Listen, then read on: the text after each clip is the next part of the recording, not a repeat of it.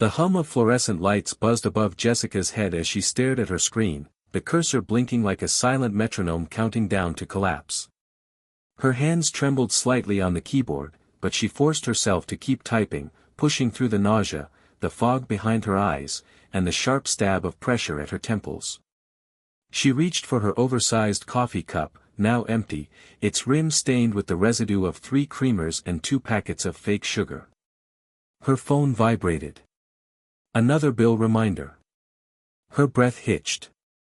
She hadn't eaten since morning, unless 3 mini donuts and half a protein bar counted. The room spun. Then everything went black. When she woke up, the nurse was holding her wrist, gently counting her pulse. The hospital room smelled sterile, the sheets rough against her skin. Caleb. That was her first thought.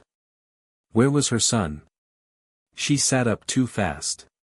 "Where's my son?" she asked, hoarse.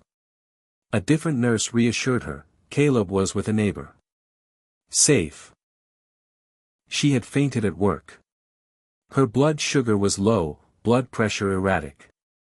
The doctor came in, a young guy with kind eyes and a serious voice. "Jessica, you're only 34. But your metabolic panel looks like someone in their 60s. Your body's under serious stress. We need to talk about what you're eating." She blinked at him, confused. "I eat like everyone else. Some cereal in the morning, frozen meals, whatever I can grab. I'm a single mom. I don't have time for anything else." The doctor nodded, but there was something in his expression that said, "That's not going to cut it anymore." That night, back home in her small Austin apartment, Jessica sat at the kitchen table while Caleb finished his math homework. The television played a YouTube video in the background. A clip from an interview. The voice caught her attention. Elon Musk. His voice was flat, analytical. "Most people are dying from the food they eat. The ingredients in processed foods are more dangerous than anyone wants to admit. I stopped eating 5 specific things. It changed my life." Jessica looked up. "What did he say?" Caleb shrugged. "It's just one of those videos. They think he's hiding some secret diet." Jessica reached for the remote, rewound. Musk's face came back on screen. Refined sugar. Seed oils. Ultra-processed meats. Artificial sweeteners. And bleached grains. They disrupt your body at a cellular level. Most people don't even know they're addicted. Her breath caught. She looked down at the wrappers on the table. All 5 foods. Right there in her kitchen. She swallowed. The video ended with a prompt, hit subscribe and leave a comment with where you're watching from. This story might just spark a new beginning. What's one thing that always pushes you forward, even when things get tough? Jessica felt a strange chill run down her spine. Something about the way he said it, like it wasn't just a diet tip. Like it was a warning. The next morning, she woke up with a dull ache in her chest. Not physical pain, something else. A feeling. Like maybe she'd been asleep for a long time and was only just starting to wake up. She packed Caleb's lunch, hesitating as she held a packet of gummy snacks. Sugar. She dropped it in the trash. Caleb noticed. "Hey, I like those. We'll try something new," she said, distracted. At work, she couldn't focus. Her coworker Amanda leaned over the cubicle. "You okay?" "Yeah," Jessica lied. "Just tired." Amanda looked at her monitor.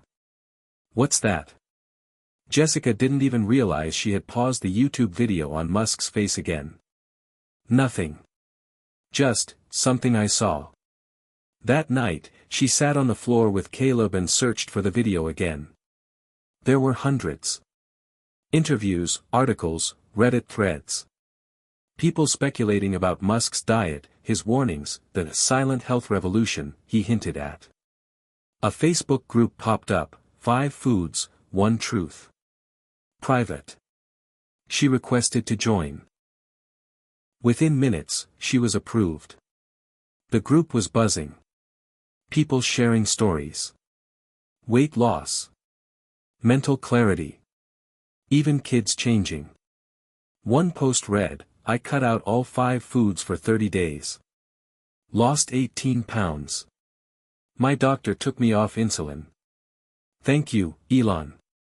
She kept scrolling. Then she saw a pinned post. "Start with your why. Why are you doing this?" Jessica stared at the question. She thought of Caleb's face. The fear when she fainted. The way he tugged at her hand, asking if she was okay. She remembered her mother's face, bloated and pale, gasping in the hospital bed after her 3rd stroke. Jessica had only been 15. Her mother ate like everyone else too. "Because I refuse to leave my son alone," she whispered. That night, she stood in the kitchen and started pulling food off the shelves. Cereal.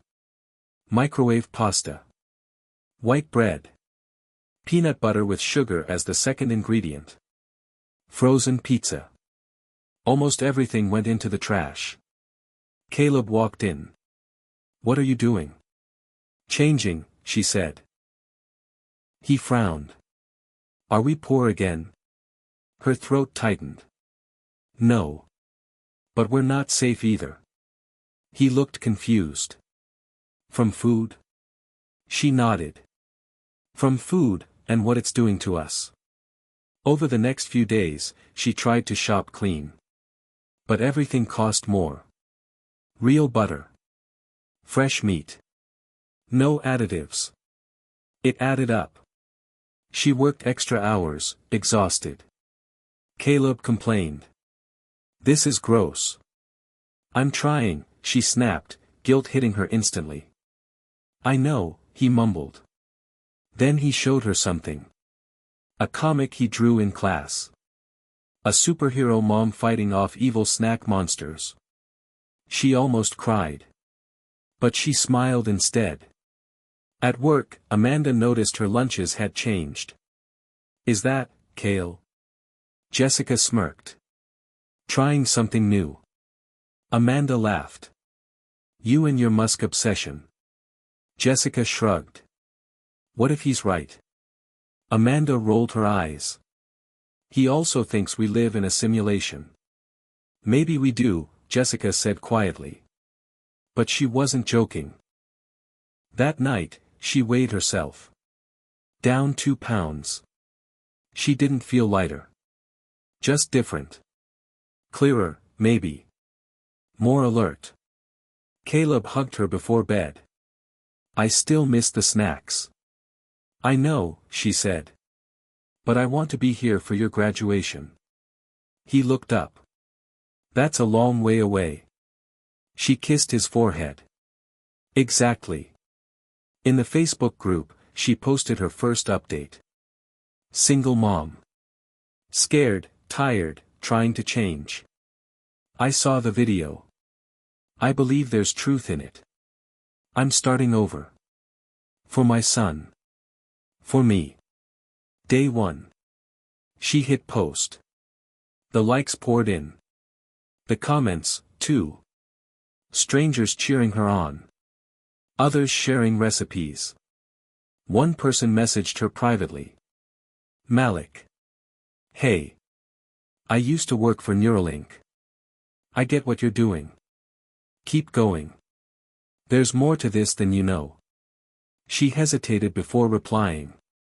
But something in her gut said this was the beginning of something bigger. Maybe it wasn't just about food. Maybe it was about waking up. Really waking up. The next morning, she stood in the mirror. Still tired. Still heavy. But her eyes looked different. Focused. Awake. She had no idea what was coming. But something told her she had already crossed a line. No turning back now. Jessica Morgan had always been a doer. She wasn't someone who waited for things to happen, she made them happen, even if it meant working twice as hard as everyone else. She grew up in the heat of San Antonio, raised by a single mother who juggled night shifts and chain-smoked her way through the stress of raising 2 kids on a cashier's income. Jessica learned early that survival meant sacrifice, and she swore she'd build a life that looked nothing like her mother's. She graduated top of her high school class, won a scholarship to a small tech college in Austin, and poured everything into becoming the person her mother never had the chance to be. For a while, she thought she had succeeded. A good job. A marriage that looked healthy from the outside. A home, a dog, a baby boy. But things unraveled fast, almost without warning, like a slow leak in a tire that doesn't announce itself until you're stranded. Her job at a tech startup was demanding, but she loved it, until the layoffs hit during the economic downturn.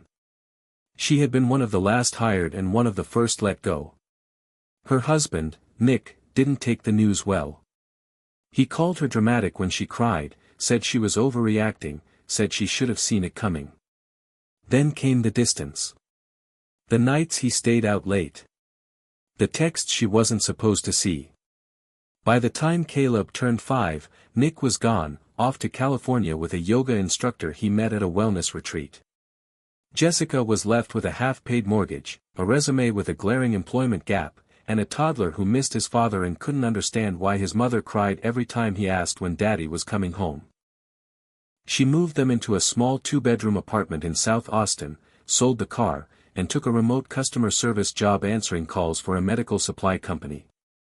It was steady, boring work, but it paid the bills, barely. Her days blurred into one another: wake up, pack lunch, log on, respond to complaints, log off, heat up dinner, help Caleb with homework, try to sleep, repeat. Her only moments of indulgence were late at night, when the apartment was quiet and she could sit on the couch with a bag of chips or a carton of ice cream and pretend the world wasn't collapsing around her. Food was comfort. It always had been. Her mother had raised her on fast food and frozen dinners, whatever was cheap, and filled them up. Even when they didn't have enough gas to get to school, they always had a box of sugary cereal and a bottle of soda in the fridge. Jessica used to sneak cookies under her bed and eat them when the arguments got loud. When she was 13, a classmate called her "double-wide Jess" during gym. She stopped eating in public for a year after that. But the secrecy didn't stop the weight from creeping up. College was when things changed.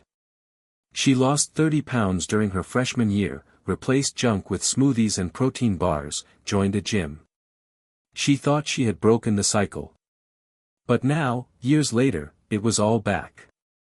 Not just the weight, though that too, but the helplessness, the exhaustion, the feeling that she was drowning in a life that looked normal on the outside but felt like slow decay underneath. Caleb was the only light she had. At 10, he was sensitive and smart, with big eyes that seemed to see through her on days she tried too hard to smile. He loved comic books, space documentaries, and building Lego cities that took up half their living room floor. He didn't talk much about his dad anymore, but Jessica knew the wounds hadn't healed. She could see it in the way he avoided sports, the way he flinched at loud voices, the way he clung to routines, like the same toaster waffles every morning and the same PB&J sandwich for lunch. She hadn't questioned it. It was one less battle to fight. But the hospital visit had changed everything. She couldn't ignore the numbers. Her blood sugar was dangerously high. Her cholesterol was off the charts. And worst of all, her liver was showing early signs of fatty infiltration. The doctor had warned her, gently but firmly, "If you keep going like this, you won't be around much longer." The words stuck to her ribs like wet cement. She didn't know what to do with them. That was when the Musk video found her. She hadn't been searching for it, not really. Just scrolling to kill time. But the title caught her eye: "Stop eating these 5 foods, Elon Musk's shocking health warning." It felt clickbaity at first, like all the other dramatic thumbnails. But something in his voice, something in the calm certainty with which he listed the dangers, made her pause. She watched it again. Then again. The idea that her food choices, simple, ordinary food, could be sabotaging her health hit like a freight train. Musk wasn't a nutritionist, but he was someone she had always admired. She had even interviewed at one of his companies once, years ago, for a data analyst role. Didn't get it, but still remembered the buzz of being that close to something visionary. The thought that he had tapped into something hidden, something the rest of the world was too busy or too blind to see, stirred something inside her. That night, she lay in bed next to Caleb, who had crawled in after a nightmare.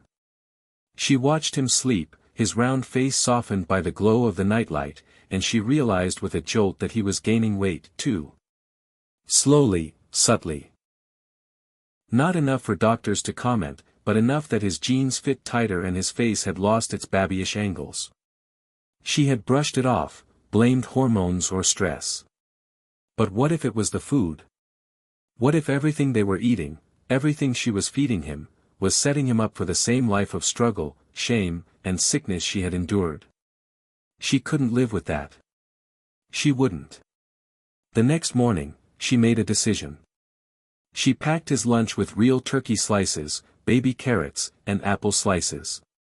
He stared at the container like it was an alien object. "Where's my sandwich?" "Trying something new," she said, trying to sound casual. "Can I have cookies?" "We're cutting back on sweets for now." He frowned but didn't argue. Not yet. She made her own breakfast, eggs and spinach. No cereal. No toast. It was weird, uncomfortably healthy, but she forced it down. She felt tired all day, sluggish and achy, like her body was throwing a tantrum. That night, the headache started. "Withdrawal," someone in the Facebook group said. "Sugar detox."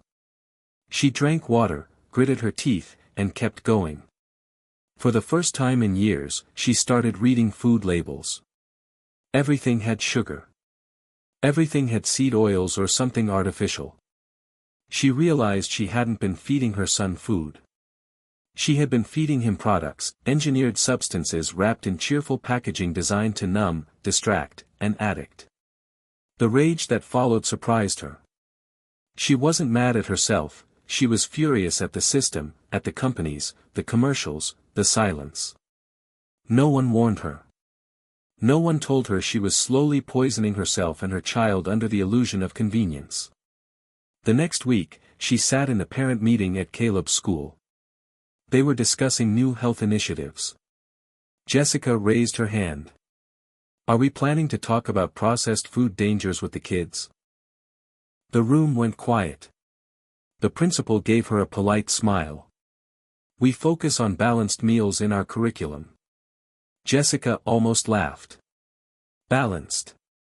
As if balance included donuts on Fridays and vending machines full of soda. She didn't push, not yet. But the fire had been lit. That night, she posted her second update to the group. "I've seen what food addiction looks like from the inside. It doesn't start with cravings. It starts with exhaustion, with single moms doing their best. I'm not just cutting out these 5 foods. I'm cutting out the lie that this is normal." The comments came in fast. One said, "Keep going. You're doing more than just changing food, you're changing futures." Another said, "You're not alone. We're all waking up." Jessica stared at the screen, a strange sense of warmth settling in her chest. For the first time in a long time, she didn't feel crazy. She felt seen. She felt understood. She wasn't just a tired mother in a failing body. She was someone standing at the edge of a new beginning. And she was ready to fight for it. Jessica didn't sleep much after that night. She lay in bed, wide-eyed in the dark, staring at the ceiling as memories floated in uninvited, unfiltered. Food had always been more than food in her life. It was love, comfort, celebration, escape, and sometimes punishment. She remembered being 6 years old, sitting cross-legged on the old brown carpet in their apartment living room, holding a bag of cheesy puffs that stained her fingers orange. Her mother, June, sat on the couch behind her, half asleep with a cigarette between her fingers, the TV flickering in the background. That bag of snacks had been her dinner, and no one questioned it. She remembered her mom's laughter whenever she asked about vegetables. "You think I got time to roast carrots like Martha Stewart?" she'd say, then cough and reach for a soda. June had always been tired. Bone tired in a way that made her sit down to catch her breath after walking across the room. By the time Jessica was a teenager, her mother had been diagnosed with type 2 diabetes, high blood pressure, and a long list of complications that never seemed urgent enough to change anything. The fridge stayed full of soda, leftover takeout, and whatever was cheap that week. Once, during her sophomore year, Jessica found her mom passed out in the hallway, her blood sugar dangerously low. That was the first time she called 911 on her own. She remembered the cold plastic of the phone in her hand, the way her voice shook, the ambulance lights flashing through the window. She never forgot the look on her mom's face when she came to, confused, frightened, ashamed. "Don't tell anyone, okay?" she whispered. "I'm fine." But she wasn't. None of them were. That event had branded Jessica's memory like fire on skin. From then on, she associated every sugary bite with guilt. Every chip, every cookie, every greasy burger carried the echo of her mother's hospital beeping monitors. Yet she still couldn't stop. Even in college, when she was supposedly healthier, she clung to artificial sweeteners and low-fat snacks, convincing herself that diet versions were safer, smarter. She counted calories obsessively, but never ingredients. She didn't know what seed oils were or why ultra-processed meats were a problem. No one taught her that. All she knew was that less fat meant better, and fewer calories meant control. But even that control slipped after Caleb was born. She remembered the early days of motherhood, desperate and sleepless, reaching for granola bars and microwave dinners, anything to get through the day. She told herself she'd get back on track eventually. When he started school. When she got promoted. When things calmed down. But they never did. When Caleb was 3, she started hiding snacks again, not from judgment, but from shame. She'd wait until he was asleep, then eat quietly in the kitchen, the sound of the crinkling wrapper somehow louder than the fridge hum. And every time she finished, she promised herself it would be the last. But it never was. Now, looking at him, watching his round cheeks and his quiet sadness, she saw herself. And it terrified her. He wasn't obese, but he was soft, sluggish, tired more often than he should be. He was 10 years old and already showing signs she had missed in herself. And it wasn't just the food. It was everything. The screen time. The sedentary afternoons. The school lunches filled with sugar-coated cereals labeled as whole grain. She realized she was feeding him the same story she had grown up with. That this was normal, that there was nothing wrong with a few treats, that fast food was a reward and sugar was love. She remembered one afternoon when he was 7, crying after a dentist appointment where he had 2 cavities filled. "Why do I have to go back?" he'd asked, his lips still numb, voice trembling.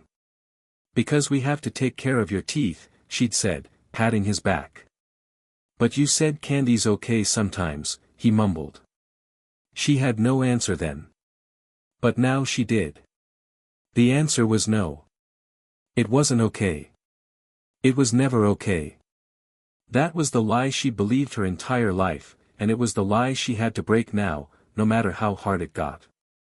She sat on the couch, holding her phone, watching the Musk video again, this time with the captions on, pausing to write down each of the 5 foods. She pinned the list to the fridge. Caleb looked at it while pouring his cereal. "What's this?" "A list of foods we're going to stop eating," she said calmly. "Why?" "Because they're hurting us, even if we can't feel it yet." He frowned. "So, no cereal?" "Not this kind. We'll find something better." He didn't argue, but he didn't smile either. That day, she took him grocery shopping with her. It took twice as long and cost more than she liked, but she made it a game. "Let's find 5 things that have no sugar and no ingredients we can't pronounce." Caleb got into it, reading labels aloud, making faces when he found things like propylene glycol or monosodium glutamate. "What's maltodextrin?" he asked. "Something we're not buying," she replied. They left with a cart full of produce, nuts, lean meat, eggs, and a loaf of sprouted bread that felt like cardboard but promised no artificial anything. That night, she cooked chicken and roasted vegetables. Caleb poked at his plate. "There's green stuff. That's broccoli. It smells weird. It's good for your brain. I don't like it. Try 3 bites. That's the rule." He did, reluctantly, then went back to the chicken. "Can I still have a treat after dinner?" She thought for a moment. "We'll make our own. Something with real ingredients." They blended bananas, cocoa powder, and almond butter into a sort of frozen dessert that tasted better than she expected. Caleb smiled. "It's like ice cream's cousin." She laughed for the first time in days. "Exactly." That night, she cried in the shower, not out of sadness, but out of release. For the first time, she felt like she wasn't failing. She was climbing. Slowly, painfully, but upward. She logged into the Facebook group and shared her story, her mother's collapse, her own shame, her fears for Caleb. The comments came in like waves. So many people had similar stories. Parents, grandparents, former athletes, people recovering from food addiction, people battling illness, all of them trying to undo the damage of decades. One woman wrote, "You're not just healing yourself. You're breaking a chain." That line echoed in her head for days. She realized she wasn't just reacting to the video, she was remembering. The body remembers what the mind tries to bury. And her body had carried the memory of shame, struggle, and survival for too long. It was time to let it go.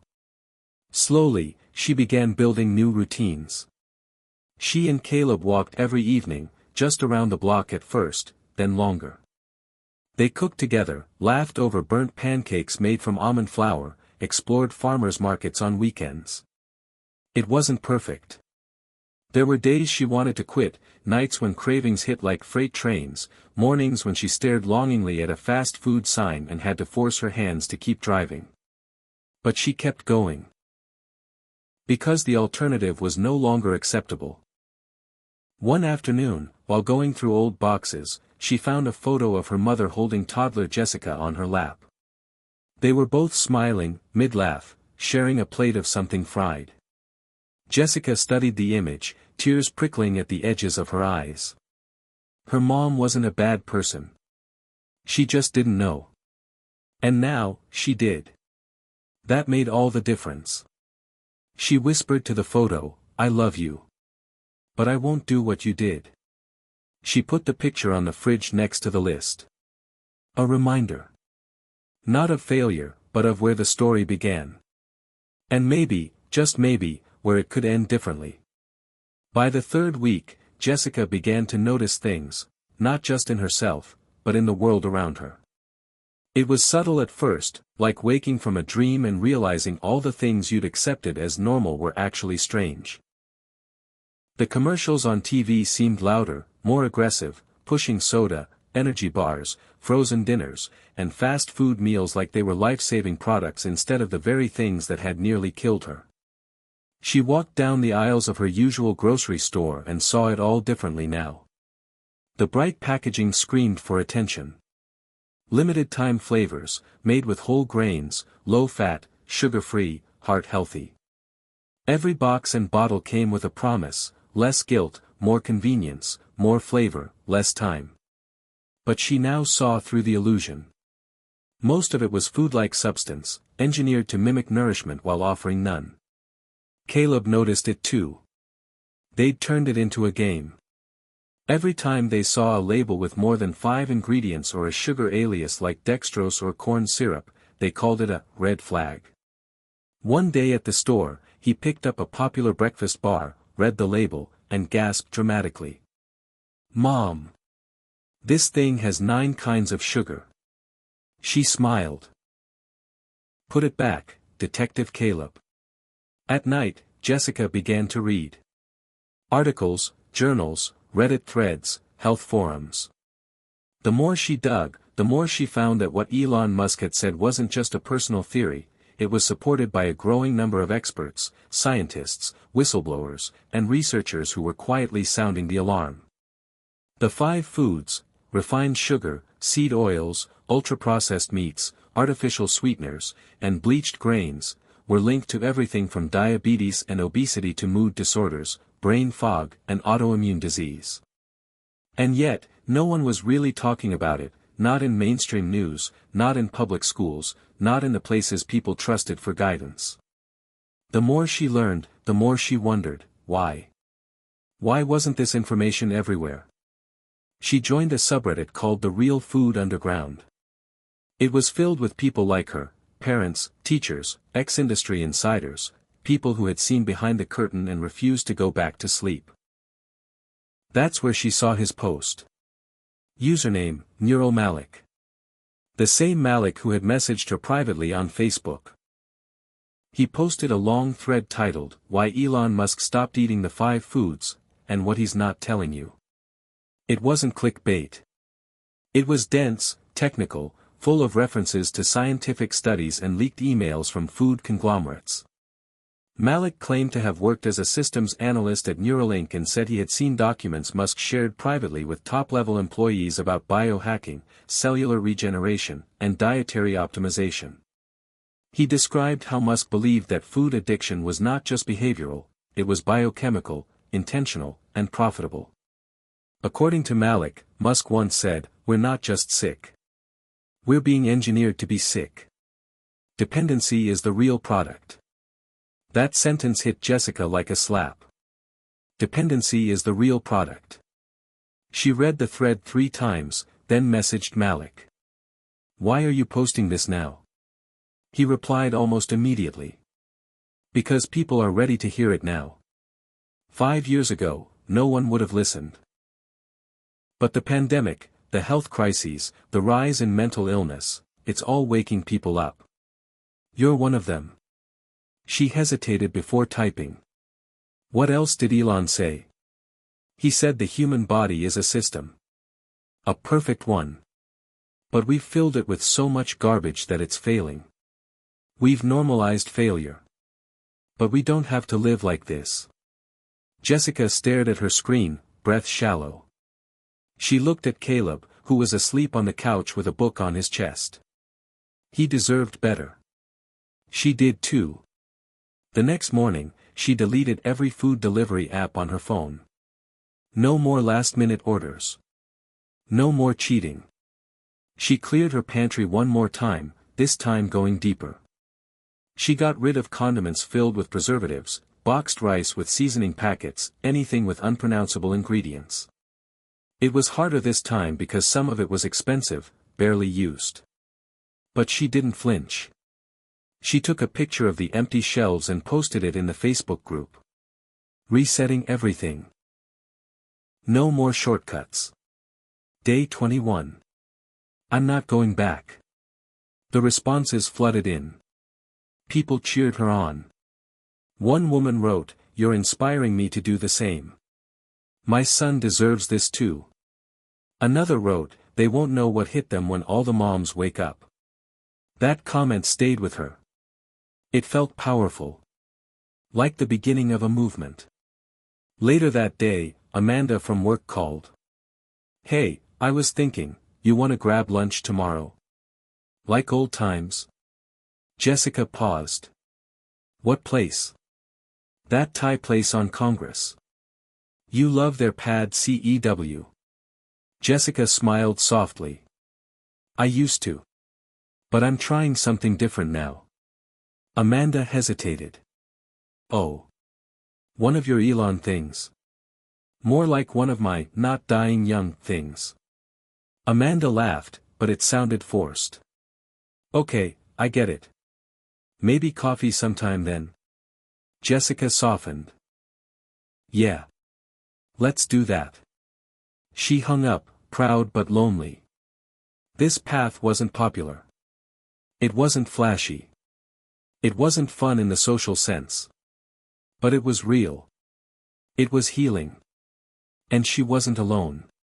The more she shared online, the more connections she made. She found a local co-op where she could get fresh produce and grass-fed meat cheaper than the grocery store. She found a community garden where she and Caleb could volunteer. She found a woman named Evelyn who ran health workshops out of a community center and invited Jessica to attend. Evelyn was in her 50s, radiant and sharp, with silver hair and an energy that filled the room. "I'm not selling you supplements," she said on the first day. "I'm not here to shame you. I'm here to remind you that your body wants to heal. You just have to stop poisoning it." Jessica felt like crying. It was the first time someone had said it so plainly. Evelyn talked about ancestral eating, soil depletion, food marketing lies, and how healing starts in the kitchen. Jessica took notes like her life depended on it.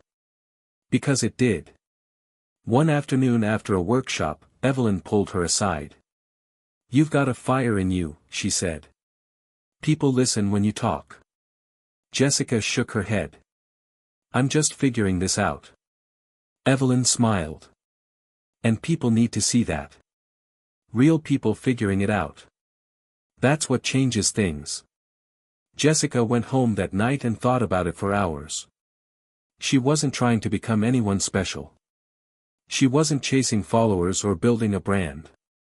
She was just trying to stay alive, for herself, for Caleb. But maybe her story had value. Maybe someone else needed to hear it the way she needed to hear Elon Musk's voice that day. That night, she sat at her kitchen table and opened a blank document. She typed the title, "The 5 Foods That Almost Took Everything From Me." Then she began to write. Her childhood. Her mother. The hospital. The video. Caleb. All of it.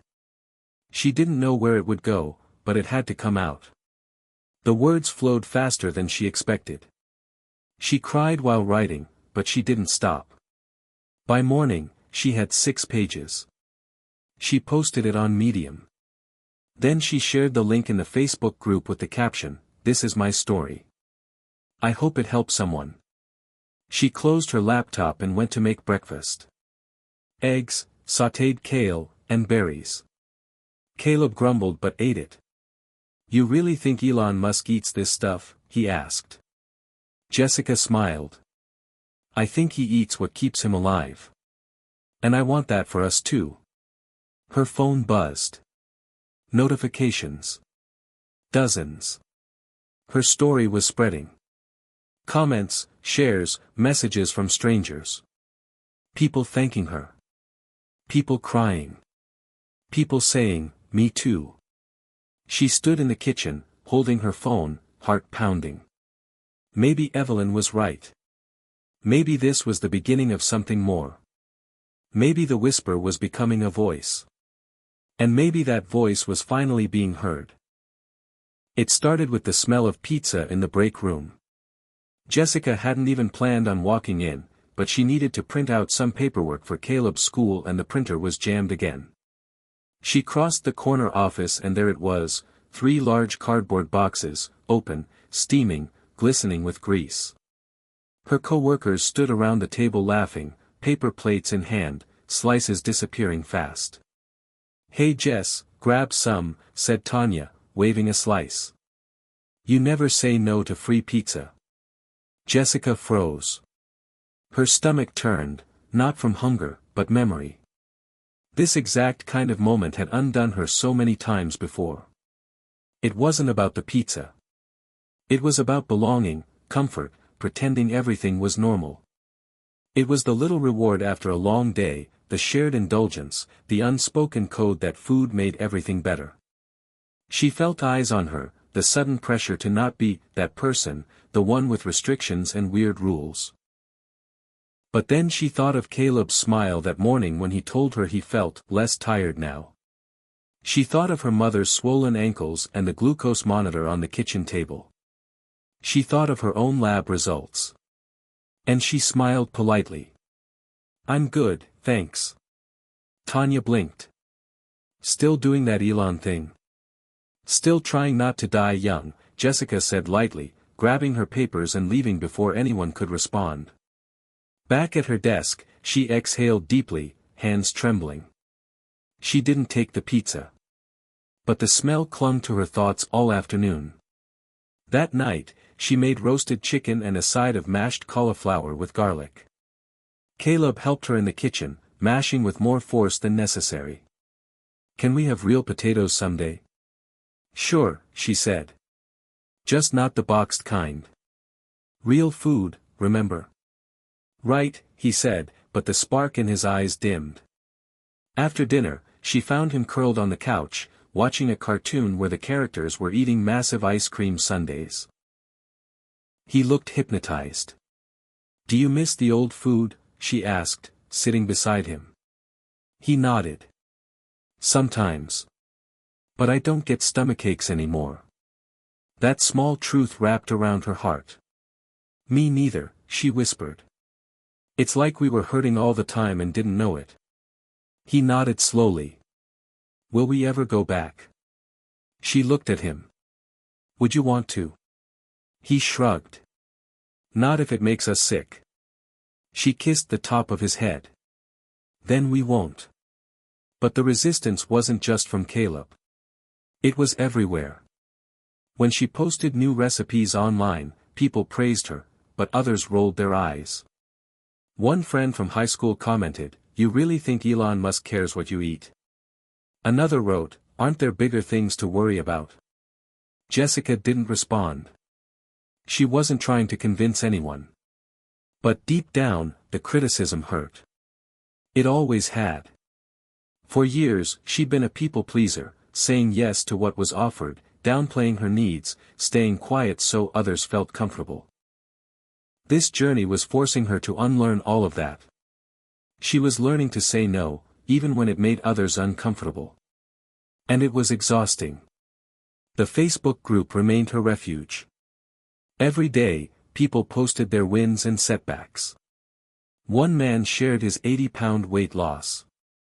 A woman posted photos of her healed skin condition. Another shared a heartbreaking story of her daughter's diagnosis and how changing their food had given her a second chance. Jessica commented on every post she could, offering encouragement, soaking up strength. But one comment made her stop cold. It was from Malik. "Big changes coming. Elon's going to speak publicly. Not just about tech, but health. Timing is everything. Watch for the signals." She messaged him instantly. "What does that mean?" He replied an hour later. "Let's just say the world is more ready than it used to be." He's going to tell the truth. Or at least part of it. That night, Jessica couldn't sleep. She imagined headlines, social media firestorms, debates on talk shows. Would people even believe it? Or would they laugh the way some laughed at her now? Still, she knew something had shifted inside her. She was no longer waiting for validation. She was living proof that the change worked. Her energy was up. Her skin looked clearer. She no longer needed 3 cups of coffee to get through the day. Most importantly, her anxiety, the tight, chest-crushing kind that once followed her everywhere, was fading. She felt calm in a way she couldn't explain. Like her body was no longer at war with itself. A few days later, she received an email from Evelyn. Subject line, "Speaking opportunity." Jessica opened it with curiosity and a little fear.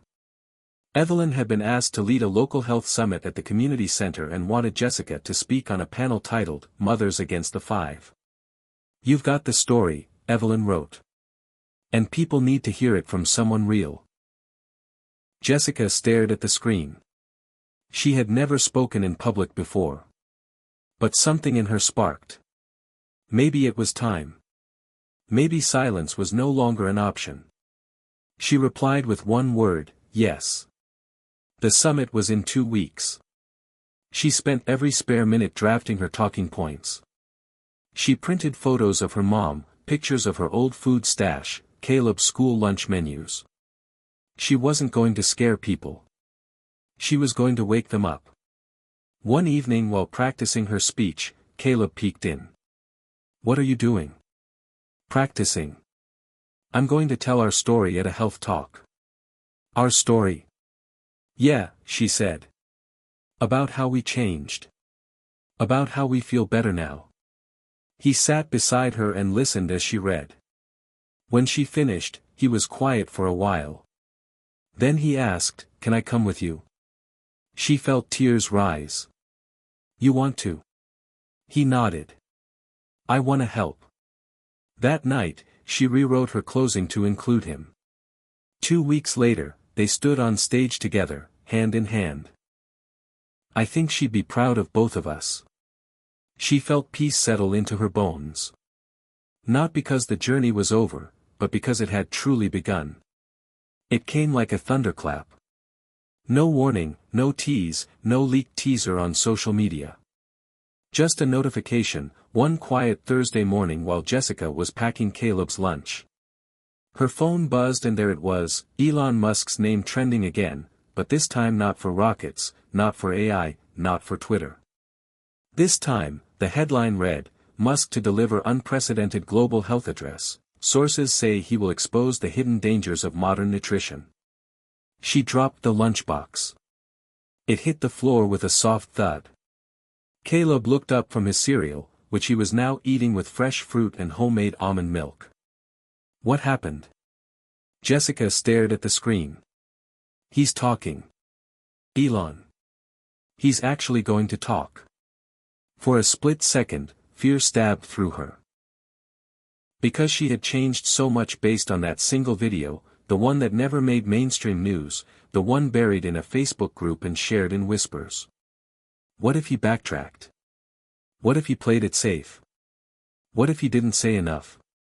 Or worse, said too much and became the next target of ridicule? But that fear faded quickly, replaced by a growing fire in her chest. No.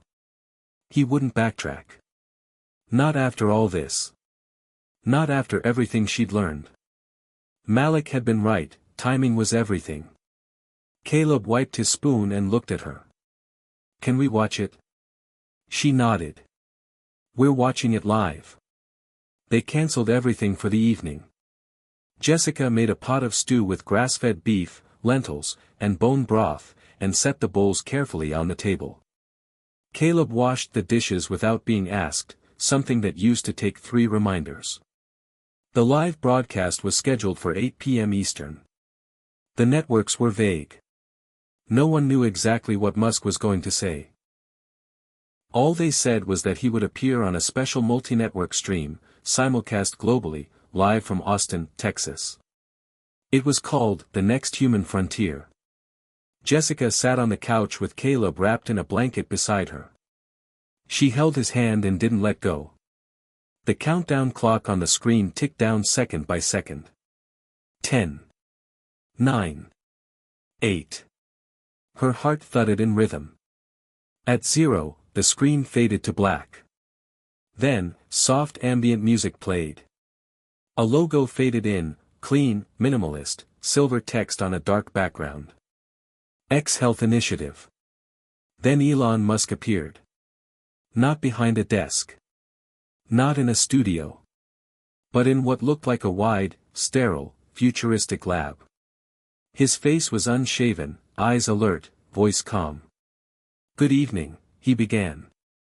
"Tonight, I'm not here as the CEO of Tesla, or SpaceX, or Neuralink. I'm here as a human being concerned with our survival, not in space, but here, on Earth, inside our own bodies." Jessica leaned forward. Caleb didn't blink. "We've conquered physics," Musk continued. "We've reached orbit. We've linked minds to machines. We've even developed AI that can simulate human thought. But what we haven't done is address the most fundamental problem facing us today, the decay of the human body through food." He paused. The room behind him was deathly quiet. "Food," he said again, "should sustain life. But in our current system, it has become a silent weapon. A product. A trap. A form of control. Jessica felt a chill race down her spine. Musk looked directly into the camera.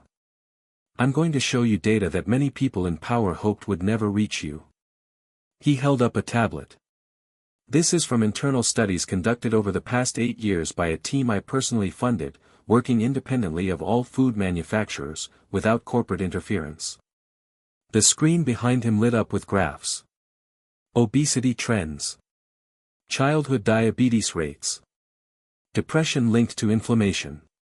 A study showing microplastic contamination in 92% of ultra-processed foods. Another showing the effect of artificial sweeteners on gut microbiome and long-term neurological damage. Refined sugar, Musk said, acts on the brain the same way cocaine does. It triggers dopamine surges, creates dependency, and suppresses logical dietary choices. It's legal. It's encouraged. And it's in almost everything. The screen shifted. A chart showing the exponential rise of vegetable oils, canola, corn, soy, since the 1950s. Seed oils, he continued, oxidize rapidly at high heat, producing compounds that damage cellular membranes, accelerate aging, and promote inflammation. Yet they're labeled as heart-healthy. The screen changed again, footage of children in cafeterias, trays loaded with processed meats, sugary drinks, and snacks. Ultra-processed meat products, he said, are engineered for flavor, not nutrition. They are full of additives, preservatives, and binding agents.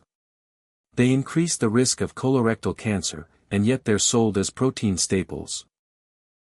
Jessica's hands tightened on the blanket. Caleb's eyes were wide. Artificial sweeteners like aspartame and sucralose, Musk said, were developed during times of sugar scarcity. They were never intended for long-term human consumption. They disrupt hormone regulation, impair insulin sensitivity, and confuse the body's satiety mechanisms. But they're everywhere, from your toothpaste to your salad dressing. Finally, the screen turned white. A single word in black text, flour. Musk nodded. Bleached grains. The base of the American diet. Devoid of nutrients, stripped of fiber, enriched with synthetic vitamins. They spike blood sugar, create cravings, and form the backbone of addictive eating behavior. Then silence. Musk walked to a table behind him and picked up a simple loaf of bread. This looks harmless. But this, he said, was never part of the ancestral human diet. This is lab food. Human-made. Corporate engineered. Marketed to billions. And it's killing us slowly. Jessica's eyes burned. She didn't realize she was crying until Caleb handed her a tissue. Musk's tone softened.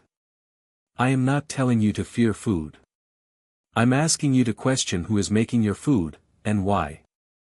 He stepped forward, eyes intense. We need a new era. One where health isn't a luxury, where food isn't a weapon, where the body is seen as sacred, not disposable. The screen flashed again, 5 to forget.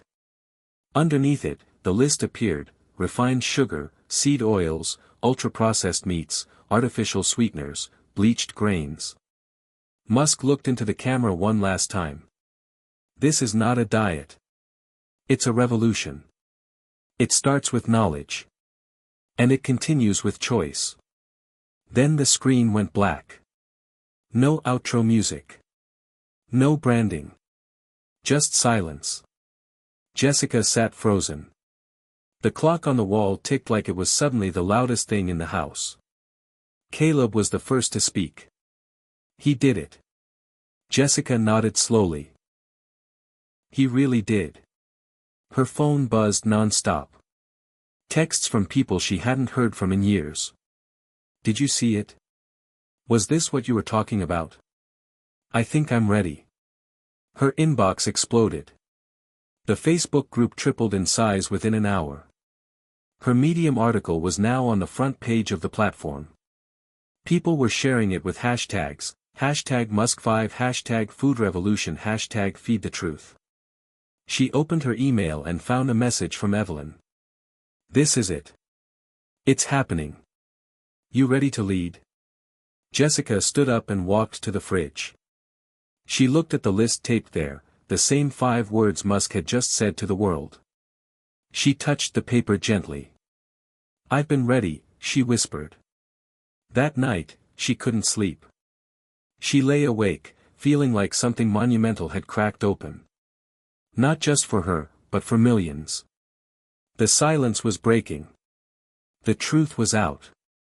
Now came the harder part, the fight to keep it alive. By morning, the world had split in two. Jessica knew at the moment she opened her phone. Half the country was still buzzing from the broadcast, sharing clips, quoting Musk's phrases like scripture, debating which of the 5 foods they'd try to give up first. The other half? Dismissal, sarcasm, backlash. Meme accounts mocked the cult of clean eating. Talk shows called it another billionaire rant. A senator even tweeted, Musk should stick to rockets and let nutritionists do their jobs. Under that tweet were 1,000 replies, some defending Musk with passion, others shredding him with humor and disdain. Caleb scrolled next to her at the table, reading aloud. So now Elon's a food scientist. He snorted. Next he'll ban birthday cake. Jessica sighed. This is what happens when someone threatens the system. But he didn't even say anything crazy, Caleb said. He just told people what's in their food. Exactly, Jessica said. And that's why they're scared. That afternoon, her inbox took a different turn. Brands she had previously promoted on her small social media page started emailing her. One wrote, Hi Jessica, we noticed your recent posts reflect a shift in messaging. While we respect your freedom to share personal views, we ask that you refrain from associating our snack brand with restrictive eating ideologies. Another was harsher. Your endorsement contract is terminated, effective immediately. She hadn't even remembered signing up for some of those. They were affiliate links, quick posts she'd made years ago to make an extra $100 here and there. But now it was clear, her words had weight. And they didn't like that. Her follower count tripled overnight. New comments flooded her page, some filled with praise, others dripping with sarcasm. Wow, another mom turned Musk disciple. Are you a nutritionist now, or just repeating rich guy TED Talks? She ignored most of them, focusing instead on the DMs that made her cry. One woman wrote, I thought I was crazy until I saw your story. Thank you. Another said, my daughter's eczema disappeared when we cut out seed oils. Doctors never told us that. You did. Jessica read those aloud to Caleb at night. People are listening, she told him. He grinned. Told you Musk would start something big. She didn't feel like a leader. She still missed pizza sometimes.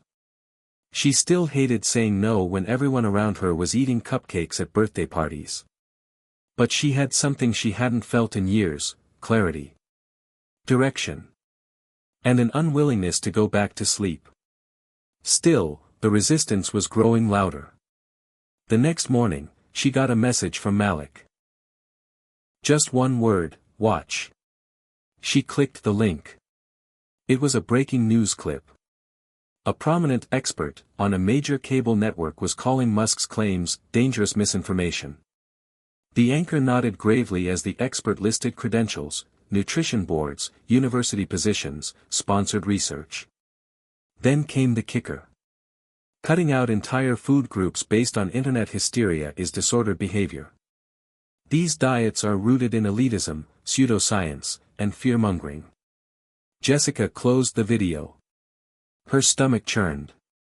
She wasn't cutting out food groups. She was cutting out corporate products pretending to be food. She wasn't afraid. She was finally alive. Malik texted again. This is what happens when you threaten profit. Stay sharp.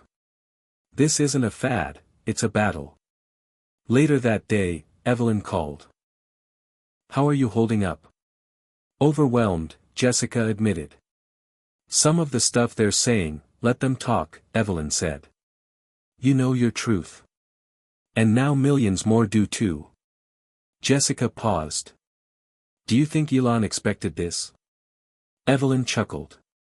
He doesn't do anything without expecting consequences. This was calculated. Timed. The food lobby didn't see it coming. But now they're scrambling. Jessica exhaled. What happens now? Now, Evelyn said, we build.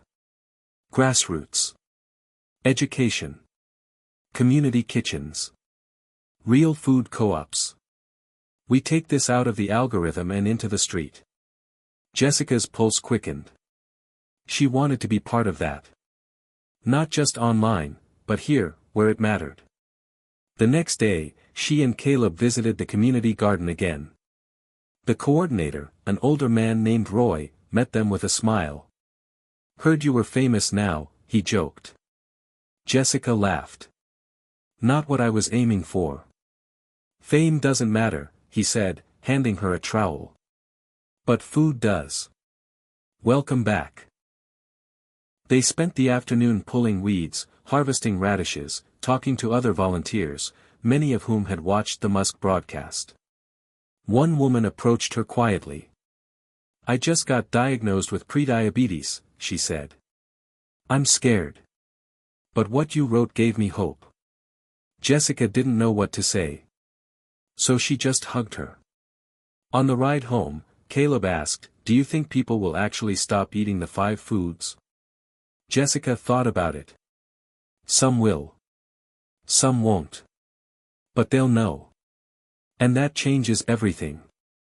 That evening, she went live on social media. Her first real stream. She didn't wear makeup. She didn't use a filter. Just her face, raw and honest. Hi, she said to the camera. If you're here because of the Musk video, welcome. I'm not a doctor. I'm not a celebrity. I'm a mom who nearly lost everything before I realized how much food was hurting us. She talked about the 5 foods. She showed her old lab results. She held up the lunchbox she used to pack for Caleb. Full of bright wrappers and cartoon logos.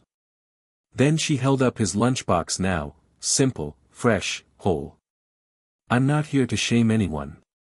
I'm here to say, you deserve better. We all do. Comments poured in, hearts, fire emojis, thank you messages. She ended the stream with a sentence that had become her personal creed, the world doesn't change because the rich say something, it changes when we listen and act. She closed the laptop and sat in silence. Caleb came in, sleepy. Did it go good? I think so, she said. Want me to do one sometime? She smiled. You might be better than me at this. I could tell kids how gross seed oils are. That's a solid start. The next week, a video went viral. It showed a school cafeteria worker filming the ingredients list on the food boxes she unpacked every morning, dozens of preservatives, synthetic dyes, processed fillers. She ended with, this is what we serve children every day. Is this okay with you? It was shared over 10 million times. Hashtag Musk5. Then came the lawsuits. A whistleblower claimed that a major cereal brand had suppressed research showing their product raised insulin levels for up to 6 hours. Another suit was filed by parents against a public school district for knowingly serving ultra-processed meals detrimental to cognitive development. The cracks were forming. The wall was trembling. And Jessica knew the next chapter wasn't about resistance, it was about rebuilding. But with every message, every post, every person who looked at their dinner plate with new eyes, she saw it, a shift. A quiet, unstoppable awakening. The kind no one could silence. It was the text from her sister that shook her more than anything else. Jessica had just finished prepping a batch of homemade protein muffins, no sugar, no flour, no oils, when her phone buzzed. Okay, I watched it. I get it now. I'm scared. Can we talk? Jessica's fingers froze mid-wash at the kitchen sink.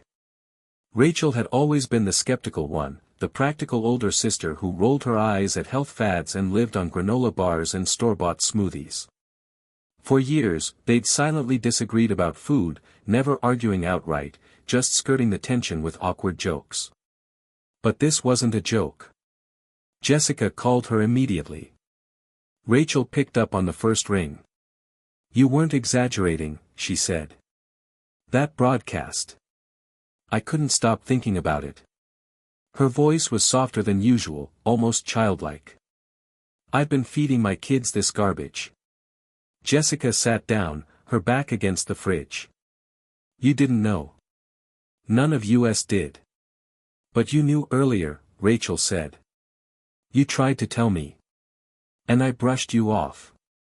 I'm sorry." Jessica felt a knot loosen in her chest. "It's okay. You're here now. That's what matters." Rachel went quiet. "I checked the pantry this morning. It's all in there.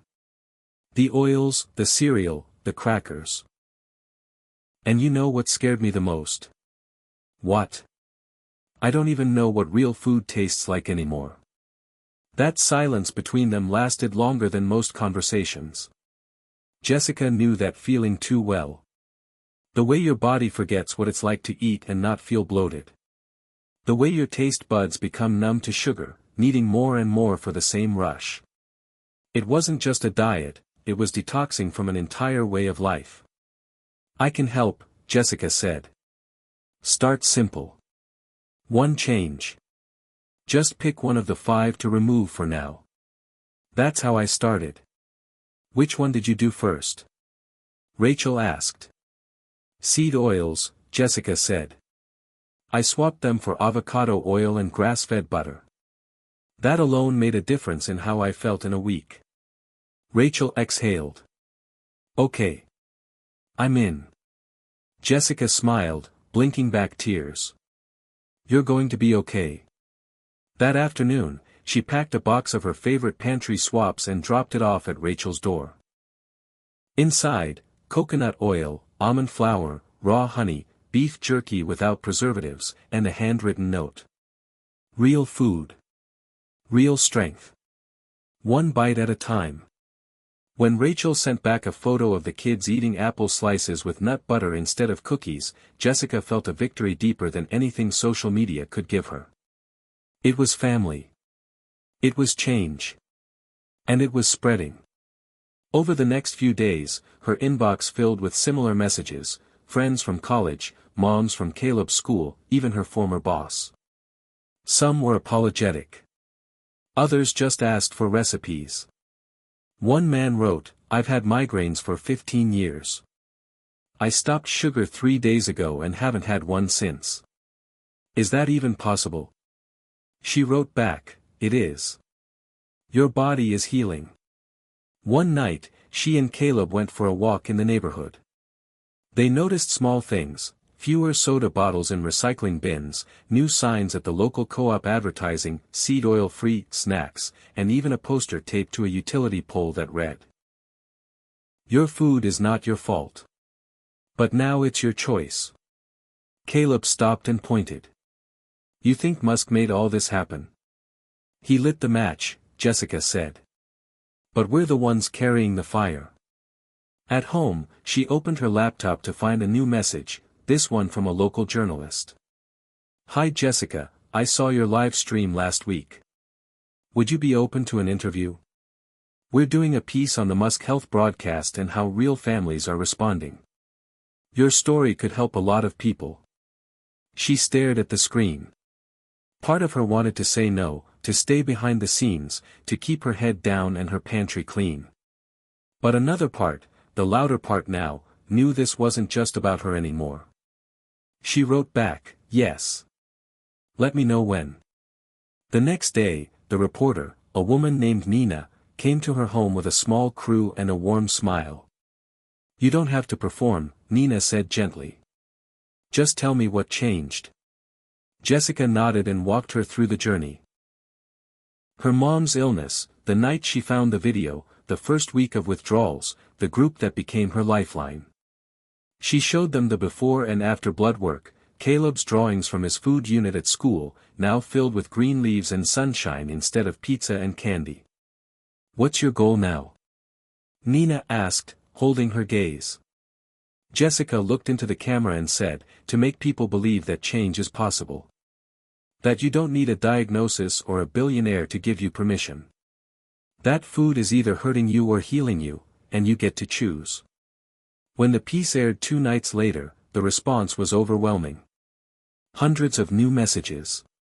Caleb's classmates started bringing fruit and nuts to lunch. Even his teacher asked Jessica for a copy of her breakfast muffin recipe. But not everyone was celebrating.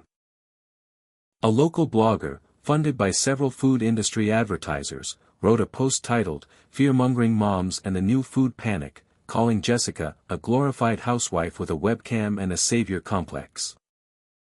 She didn't reply. She didn't need to. Because underneath the post, the comments defended her, dozens of them.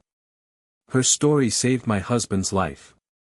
I used to follow this blog, but Jessica is telling the truth. If fear-mongering means asking questions about our food, maybe we need more of it." One comment simply said, "We trust her more than you." Jessica read it twice.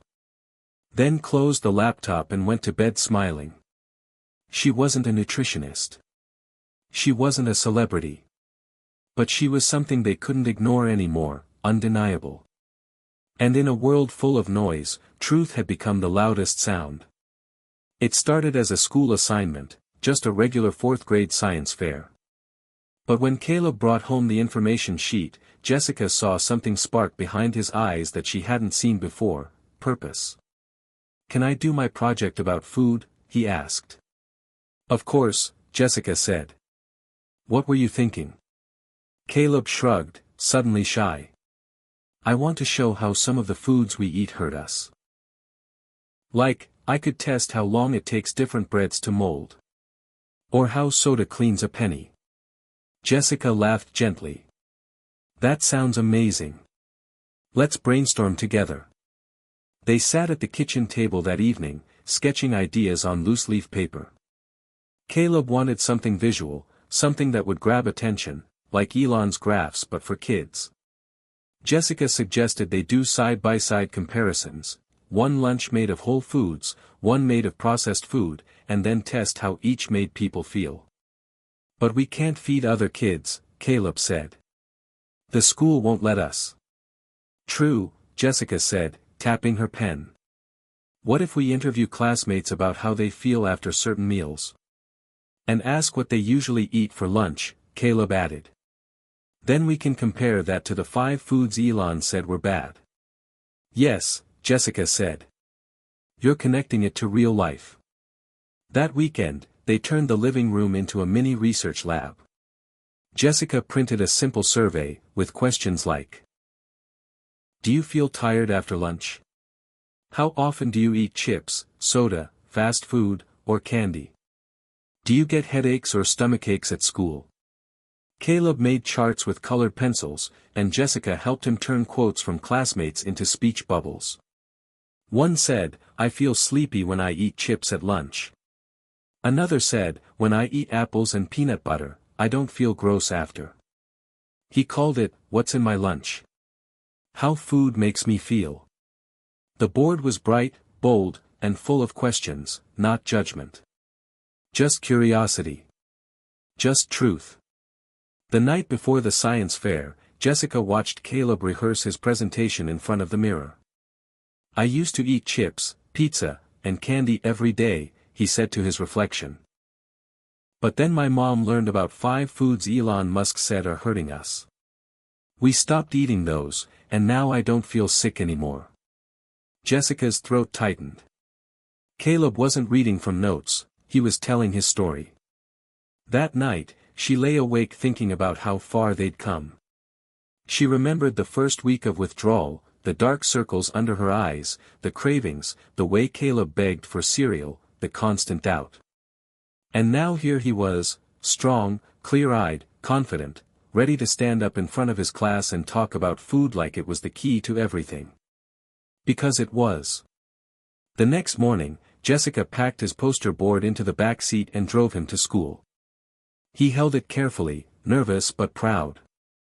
"What if nobody likes it?" he asked. "It doesn't matter," Jessica said. "It's the truth. And you're brave for sharing it. What if someone makes fun of me?" She looked at him through the rearview mirror. "Then you smile and keep telling the truth." At the school gym, tables were lined with poster boards and excited kids. There were volcanoes made of baking soda, solar system dioramas, and one kid with a homemade robot. Caleb set up his display near the entrance. His bright title caught attention immediately. Within the first hour, 3 teachers came by to read it. One nodded slowly and said, "I've never seen a kid talk about food this way. Good for you." Another whispered, "I've been trying to cut sugar myself. You might be onto something." Caleb lit up. By noon, half the school had seen it. Some kids laughed, but more just stood and read quietly. One girl said, "My stomach hurts a lot too. Maybe it's the cereal." Another boy whispered, "My mom buys that same pizza." Jessica stayed in the background, letting Caleb shine. He owned it, answering questions, sharing what he'd learned, even quoting Musk, "Food should help us live, not make us sick." When the principal walked by, she paused longer than anyone else. She read every word. Then turned to Jessica. "This is powerful. Would you ever consider doing a workshop for parents?" Jessica blinked. "You mean, like, speak at the school?" "Yes," the principal said. "We've been looking for someone to talk about nutrition in a way that actually connects with families. This isn't preachy. It's personal." Jessica glanced at Caleb, who was showing a friend how to read a nutrition label. "I'd love to." That night, after the fair ended and they loaded the board back into the car, Caleb turned to her and said, "I think this matters." "It does," she said. "You did something real today." "I don't care if I win," he said. "I just want people to know." At home, they celebrated with dinner, grilled salmon, roasted broccoli, and mashed sweet potatoes. Caleb added a pinch of sea salt to his plate like a seasoned chef. Jessica watched him eat and realized something. The biggest change in their lives wasn't what they cut out, it was what they built in its place. Confidence. Curiosity. Control. The next day, the science fair winners were announced over the school loudspeaker. Caleb didn't win first or second place. But he got honorable mention, and a note from the school nurse, who asked for a copy of his survey. "We might use this," she wrote, "to start a conversation with parents." That note meant more than any ribbon. Caleb taped it above his desk like a badge of honor. Jessica posted a photo of the science fair board to her page. The caption read, "He used to get sick every week.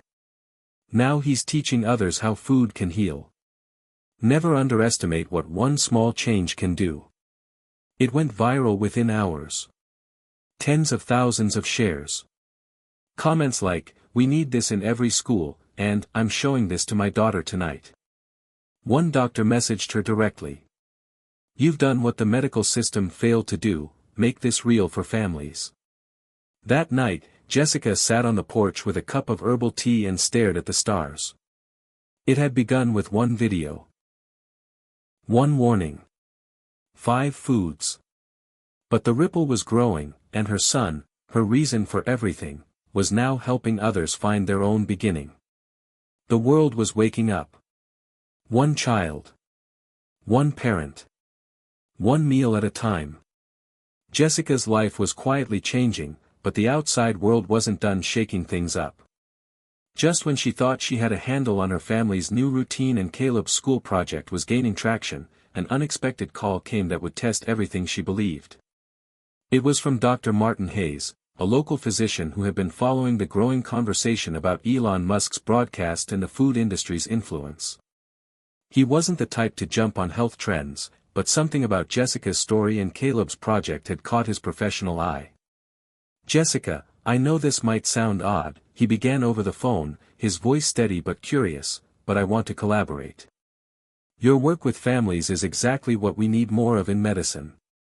Jessica blinked, heart pounding. I'm not a doctor, she said cautiously. I'm just a mom trying to help my family. And that's exactly why this matters. People trust other people, not just medical jargon. I want to help you reach more families and provide scientific backing to the changes you're promoting. The offer stunned her. After months of feeling invisible in the health debate, here was a professional extending a hand. Over the next weeks, Jessica and Dr. Hayes met regularly, exchanging ideas and data. He shared studies on how processed foods high in seed oils and refined sugars increased inflammation, leading to chronic diseases. Jessica brought stories from her community, parents, teachers, kids struggling with symptoms they didn't understand until they changed their diets. Together, they crafted a plan to launch a community program aimed at educating families about food's real impact on health. The program included workshops, free health screenings, and cooking classes, all designed to be accessible and non-judgmental. Jessica felt hope bloom inside her like never before. One afternoon, as they toured the community center where the program would launch, Dr. Hayes turned to her and said, "You know, this reminds me of my own journey. I was raised on fast food and soda. It wasn't until my late 30s, after my father's heart attack, that I started questioning what I put into my body." Jessica listened, surprised by the vulnerability in his voice. "That's why I believe in this so much," he continued. "Because I've been on both sides, the skeptic and the believer." The first workshop was held in a packed room with parents, grandparents, and even some teenagers. Jessica shared her story, Caleb's project, and Musk's 5 food warnings. Dr. Hayes presented the science in simple terms, breaking down how those foods impact the body's cells and energy. The energy in the room shifted. People asked questions, shared struggles, and exchanged ideas. A woman in the front row wiped tears from her eyes as she said, "I've been blaming myself for my son's asthma. Now I see maybe it's not just genetics." Jessica realized this was more than education, it was healing. The second workshop focused on cooking with whole foods. Jessica demonstrated simple recipes, showing how easy it was to swap out seed oils or sugary cereals. Families tasted the food with surprise and delight. "This tastes better than I expected," said one dad, holding a piece of roasted sweet potato. "And it's good for you?" asked his son. "Better than good," Jessica replied. "It's medicine." As the weeks passed, the program gained momentum. Local schools invited Jessica and Dr. Hayes to speak. Neighborhood groups organized potlucks featuring healthy dishes. Social media buzzed with testimonials from families who felt better, slept deeper, and saw their kids' moods improve. But with success came resistance. One evening, Jessica received a letter from a powerful food lobby group warning her to stop spreading what they called misinformation or face legal action. It was intimidating. For a moment, doubt crept in. Was she putting her family at risk? Should she back down? She thought about Caleb and the kids counting on her. She thought about Rachel, the neighbors, the parents she'd met. She remembered Musk's words, about the courage to face uncomfortable truths for the sake of a better future. Jessica stood her ground. With Dr. Hayes' support, she reached out to local media, framing the threat as an attack on public health.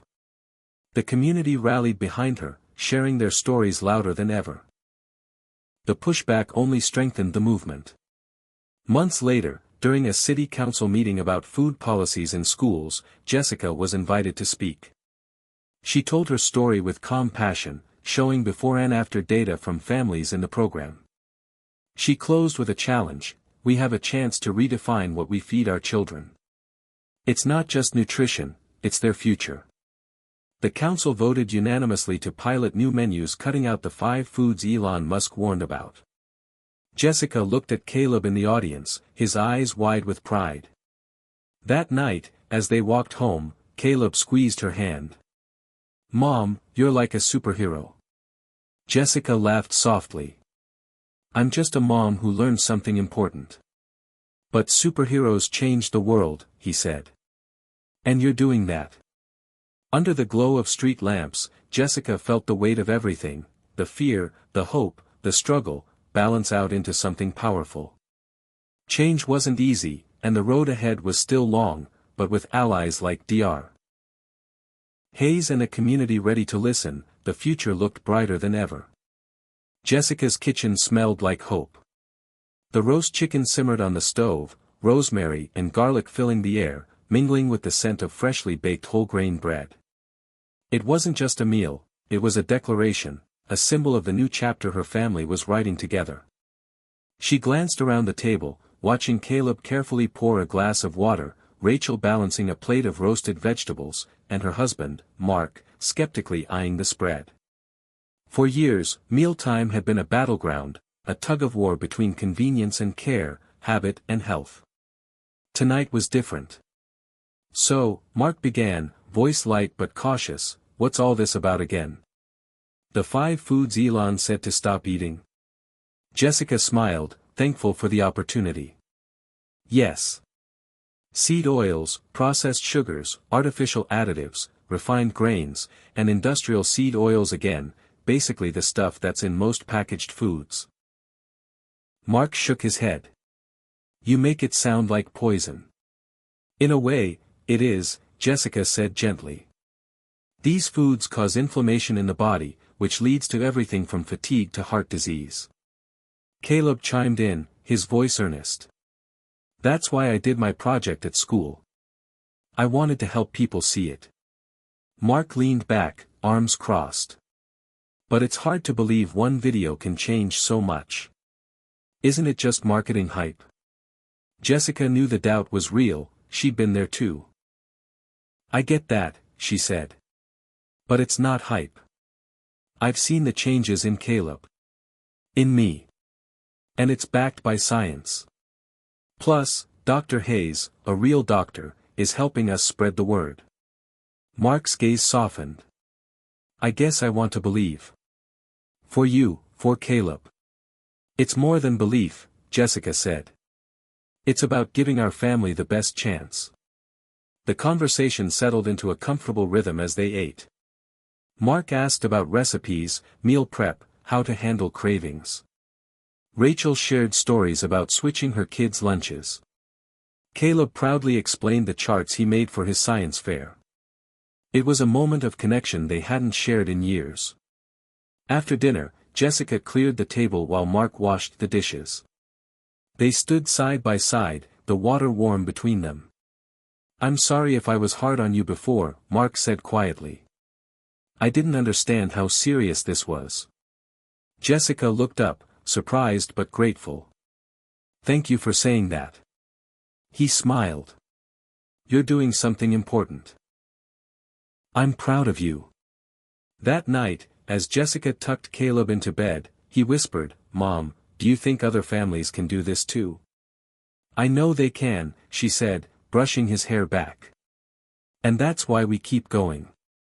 Outside, the moon hung bright, a silent witness to their small victory. The family was no longer just surviving, they were thriving, fueled by truth, love, and the courage to change. Hit subscribe and leave a comment with where you're watching from. This story might just spark a new beginning. What's one thing that always pushes you forward, even when things get tough? The hum of the cafeteria was a familiar soundtrack in Jessica's life, but today it carried a new energy, a shift she could almost taste in the air. Months after the city council's decision to pilot healthier school menus, the transformation had begun.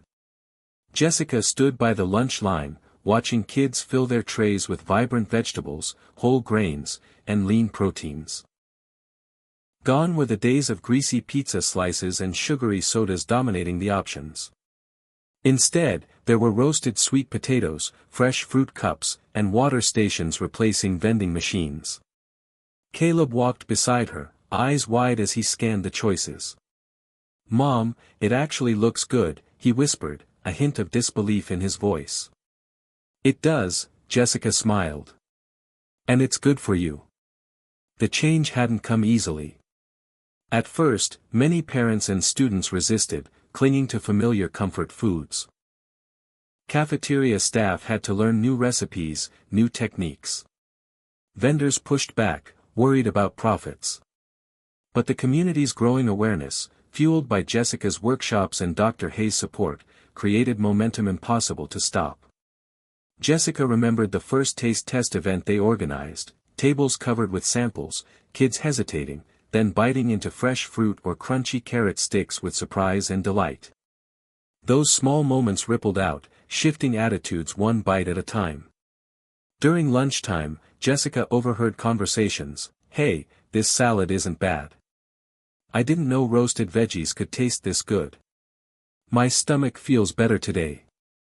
Caleb sat down with his friends, proudly showing them his science fair poster again, reinforcing what they were all learning. Teachers noticed changes too, kids more focused, less tired, fewer complaints of stomachaches or headaches. The school nurse even reported fewer visits for food-related issues. The revolution wasn't just about menus, it was about habits, education, and empowerment. Jessica and Dr. Hayes worked with school nutritionists to create guides for parents, explaining the science behind the food choices and how to replicate healthy meals at home. Social media groups popped up, sharing recipes, tips, and success stories. One mother posted, "My son used to refuse vegetables. Now he asks for seconds." But not everyone was happy. Some families felt the changes were too strict, others worried about costs. Jessica listened with empathy, hosting open forums where concerns could be voiced and addressed. "This isn't about control," she emphasized. "It's about choice, real choice based on knowledge, not marketing." The school's success began drawing attention from nearby districts and even state officials. Invitations came for Jessica to speak at conferences and panels about community health initiatives. Through it all, Caleb stayed grounded, his childhood shaped by a movement bigger than himself but still deeply personal. One afternoon, Jessica caught him writing in his notebook, a poem about food and feeling good, a testament to the power of change even young minds could understand. As spring turned to summer, the cafeteria buzzed with a new kind of excitement, kids volunteering to help in the kitchen, parents organizing garden clubs, teachers incorporating nutrition lessons into science and history classes. The school lunch revolution was more than a policy, it was a culture shift. And Jessica, once just a worried mom watching her son struggle, had become a catalyst for that change. Sitting on the porch one evening, Jessica thought back to the moment Elon Musk's warning went viral, sparking their journey. It was a reminder that even the smallest spark could ignite a wildfire, changing lives one meal at a time. Change came slowly for Mark. Jessica's newfound passion and Caleb's transformation were undeniable, but the habits he'd held for years weren't so easy to break. Mark worked long hours in construction, often grabbing quick meals from fast food chains or convenience stores. The greasy burgers and salty fries were a comfort after grueling days, a habit that seemed impossible to shake. One Friday night, Jessica prepared their usual healthy dinner, but Mark arrived late, exhaustion etched on his face. He sat quietly, picking at his plate, eyes tired but resisting the food. "I just don't get it," he said finally. "How can a salad replace the energy I need? I feel drained." Jessica reached for his hand. "It's not about energy in the moment. It's about what your body can do all day long without crashing." Mark sighed. "I want to believe, but it's hard. I'm used to quick fixes." The next day, Mark woke with a sharp pain in his chest. At first, he brushed it off as stress or muscle strain, but the ache lingered. Jessica insisted he see a doctor. At the hospital, tests revealed early signs of heart strain, high blood pressure and cholesterol linked to years of poor diet and stress. The news hit hard. Mark faced the reality he'd avoided, his lifestyle was catching up with him. Over the next weeks, Jessica became his advocate and partner in change. They worked together to adjust meals, incorporate physical activity, and manage stress. It wasn't easy. Mark missed his old foods. Cravings hit like waves. There were moments of frustration and doubt. One afternoon, after a particularly rough day, Mark snapped, "I feel like I'm failing." Jessica shook her head. "You're not failing. You're fighting. And that counts more than you think." She reminded him of Caleb's journey and the community they'd built around better choices. Slowly, Mark began to feel the difference. His energy returned, his sleep improved, and the pain eased. He realized that food wasn't just fuel, it was medicine, or poison, depending on what you chose. The hardest lesson wasn't just about quitting bad foods. It was about facing vulnerability and accepting help. Mark's journey became a testament to the power of support and perseverance. Together, Jessica and Mark found strength in each other, turning hardship into hope. One evening, as they sat on the porch, Mark looked at Jessica and said, "Thank you for not giving up on me." She smiled, knowing the real victory was still ahead, a lifetime of healthier choices and shared love. One quiet evening, Jessica sat scrolling through her phone when she stumbled upon a video that would change everything once again. It was a clip of Elon Musk, speaking candidly about his own struggles with diet and health, warning people about the 5 foods that had secretly damaged his well-being over the years. The video was raw, personal, and urgent. Jessica felt a chill run down her spine as Musk's voice echoed in her ears. "Stop eating these 5 foods," he said, "not because I'm telling you what to do, but because I learned the hard way." She immediately shared the video on her social media, tagging her community, friends, and especially the local groups she had been working with. The video quickly caught fire. Comments poured in from people all over the country, some skeptical, some grateful, but most curious. "Where was this warning all along? Why didn't anyone tell me? I'm ready to change." Caleb showed the video at school, sparking conversations among teachers and students. Jessica's workshop saw a surge of attendance. People who had been on the fence were suddenly motivated to try. But the viral nature of the video also brought backlash. Food companies accused Musk of spreading misinformation. Social media trolls targeted Jessica and others promoting the message. Yet, amidst the noise, Jessica found strength. She realized that sometimes truth shakes the world, and that was necessary. She doubled down on her mission, organizing online Q&A sessions with Dr. Hayes to answer questions and dispel myths.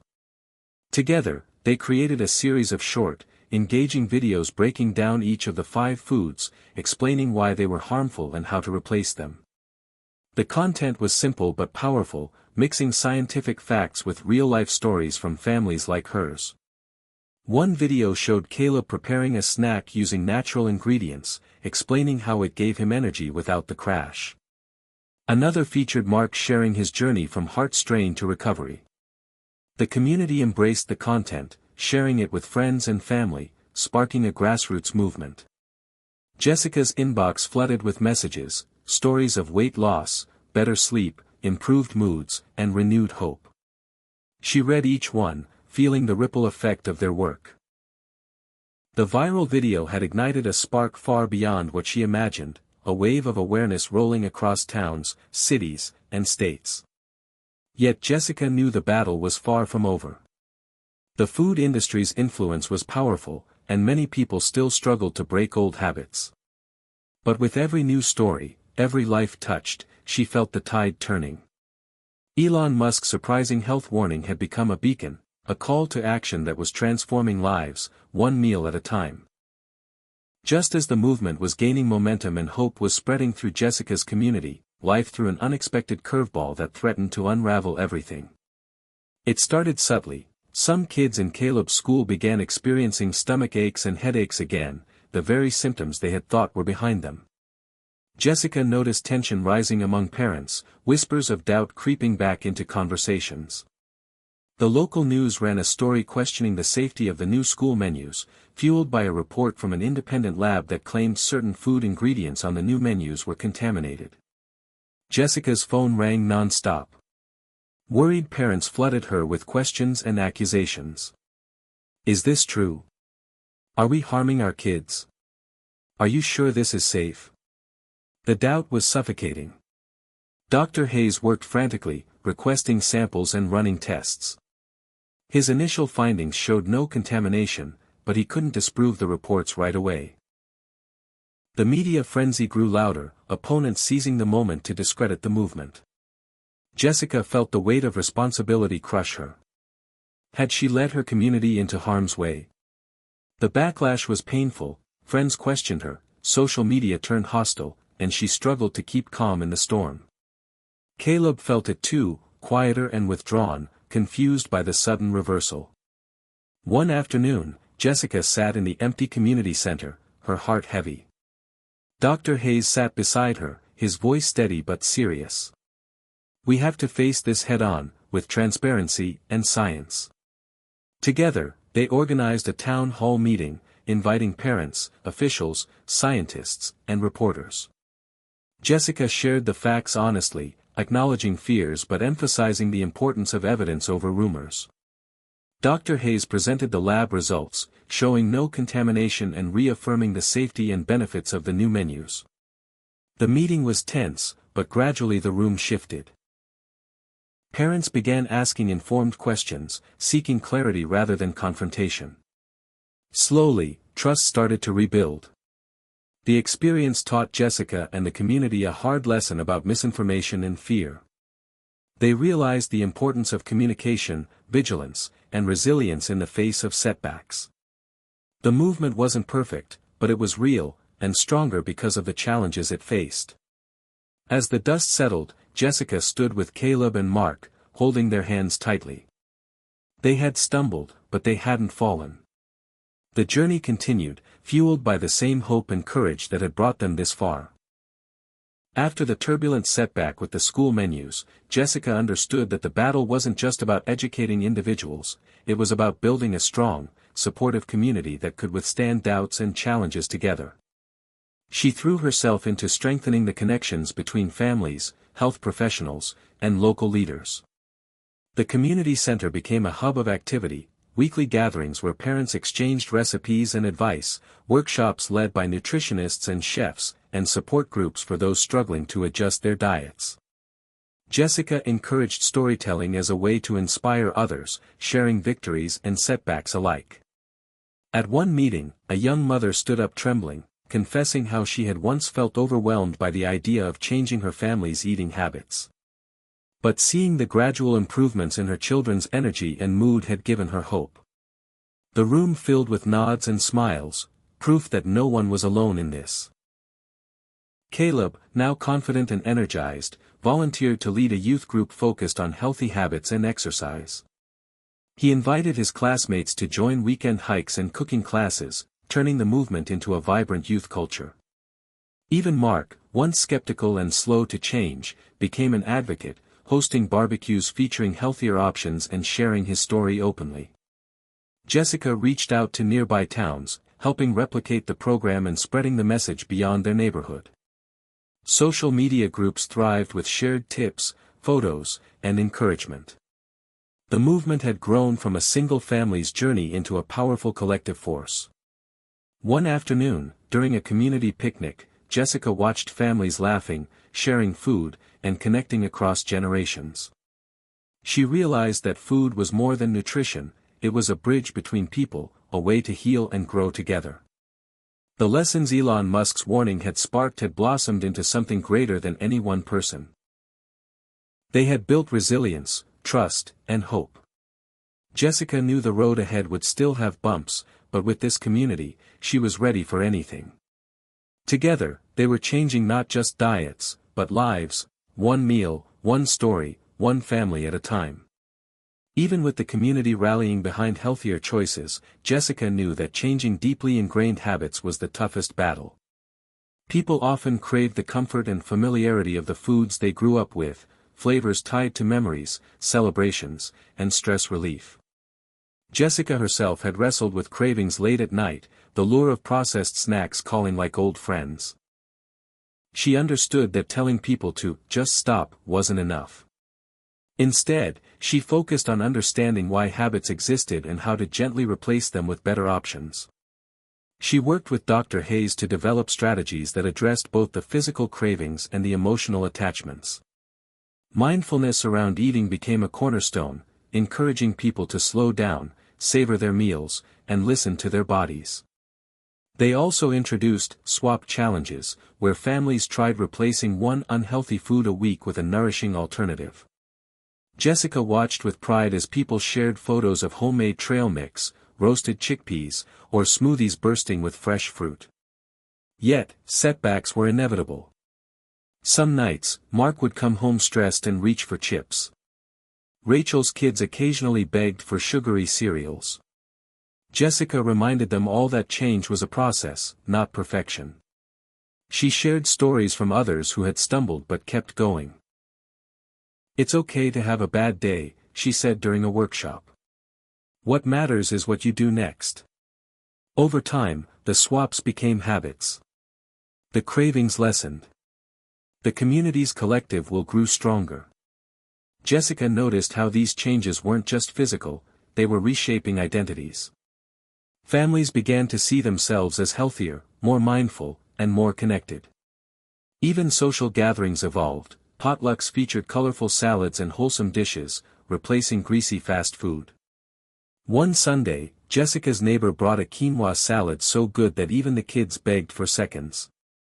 Moments like these were victories in disguise, proof that breaking old habits was possible with patience and support. Jessica reflected on her own journey, grateful for the lessons learned and the strength found in perseverance. The fight against those 5 dangerous foods was more than a diet, it was a transformation of lifestyle and mindset. She felt hopeful for the future, knowing that every small choice, repeated over time, could create lasting change. Technology had always been a double-edged sword in Jessica's quest for healthier living. On one hand, the convenience of smartphones and online shopping made it easy to fall back into unhealthy eating habits, fast food apps, sugary snack ads, and endless temptations just a tap away. On the other hand, technology became one of the movement's greatest allies. Jessica embraced this paradox, harnessing digital tools to amplify their message and support their community. She and Dr. Hayes developed a simple app designed to help families track their eating habits, discover healthier alternatives, and set achievable goals. The app included reminders, recipe ideas, and even a built-in social feature that allowed users to encourage each other. Caleb took charge of demonstrating the app at schools, excited to show how technology could help, not hinder, their health. The community embraced it eagerly. Parents who struggled to plan meals found inspiration from user-shared photos and tips. Mark, once resistant, began using the app to log his meals and noticed patterns in his energy and mood. Social media campaigns spread awareness beyond their neighborhood. Videos of healthy cooking hacks, interviews with nutrition experts, and testimonials from families created a digital movement that complemented their local efforts. Jessica was especially proud when a viral challenge encouraged thousands to ditch the 5 foods for 30 days, sharing their progress online. Yet technology also brought challenges. Misinformation spread quickly, requiring Jessica and Dr. Hayes to remain vigilant, countering false claims with clear, evidence-based facts. They hosted live Q&A sessions, debunking myths and engaging directly with the audience. The experience taught Jessica the importance of critical thinking and digital literacy in the modern health landscape. She encouraged families to question sources and seek trusted guidance. Through this blend of tech and community, Jessica saw a powerful synergy. Technology didn't replace human connection but enhanced it, providing tools and platforms to educate, motivate, and support. The digital world became another battlefield in their fight against harmful foods, but also a new frontier of hope and possibility. Jessica's journey showed that when used wisely, technology could help rewrite the story of health for a whole generation. Amid the growing momentum of Jessica's movement, an unexpected ally emerged, someone she never thought would step into the ring with her, David, the local fast food franchise owner.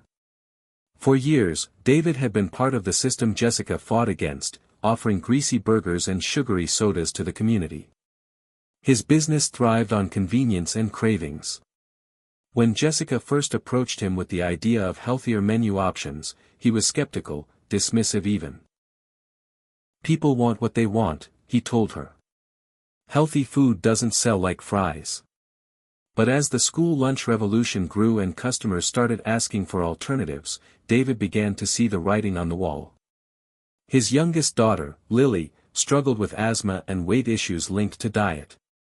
Concerned for his family and the community, David started to reconsider. After some research and talks with Jessica and Dr. Hayes, he decided to experiment. He introduced grilled chicken sandwiches, fresh salads, and fruit cups alongside the usual menu. At first, sales dipped, and some longtime customers grumbled. But David was determined. He trained his staff to highlight the new options and offer taste tests. Slowly, the community responded.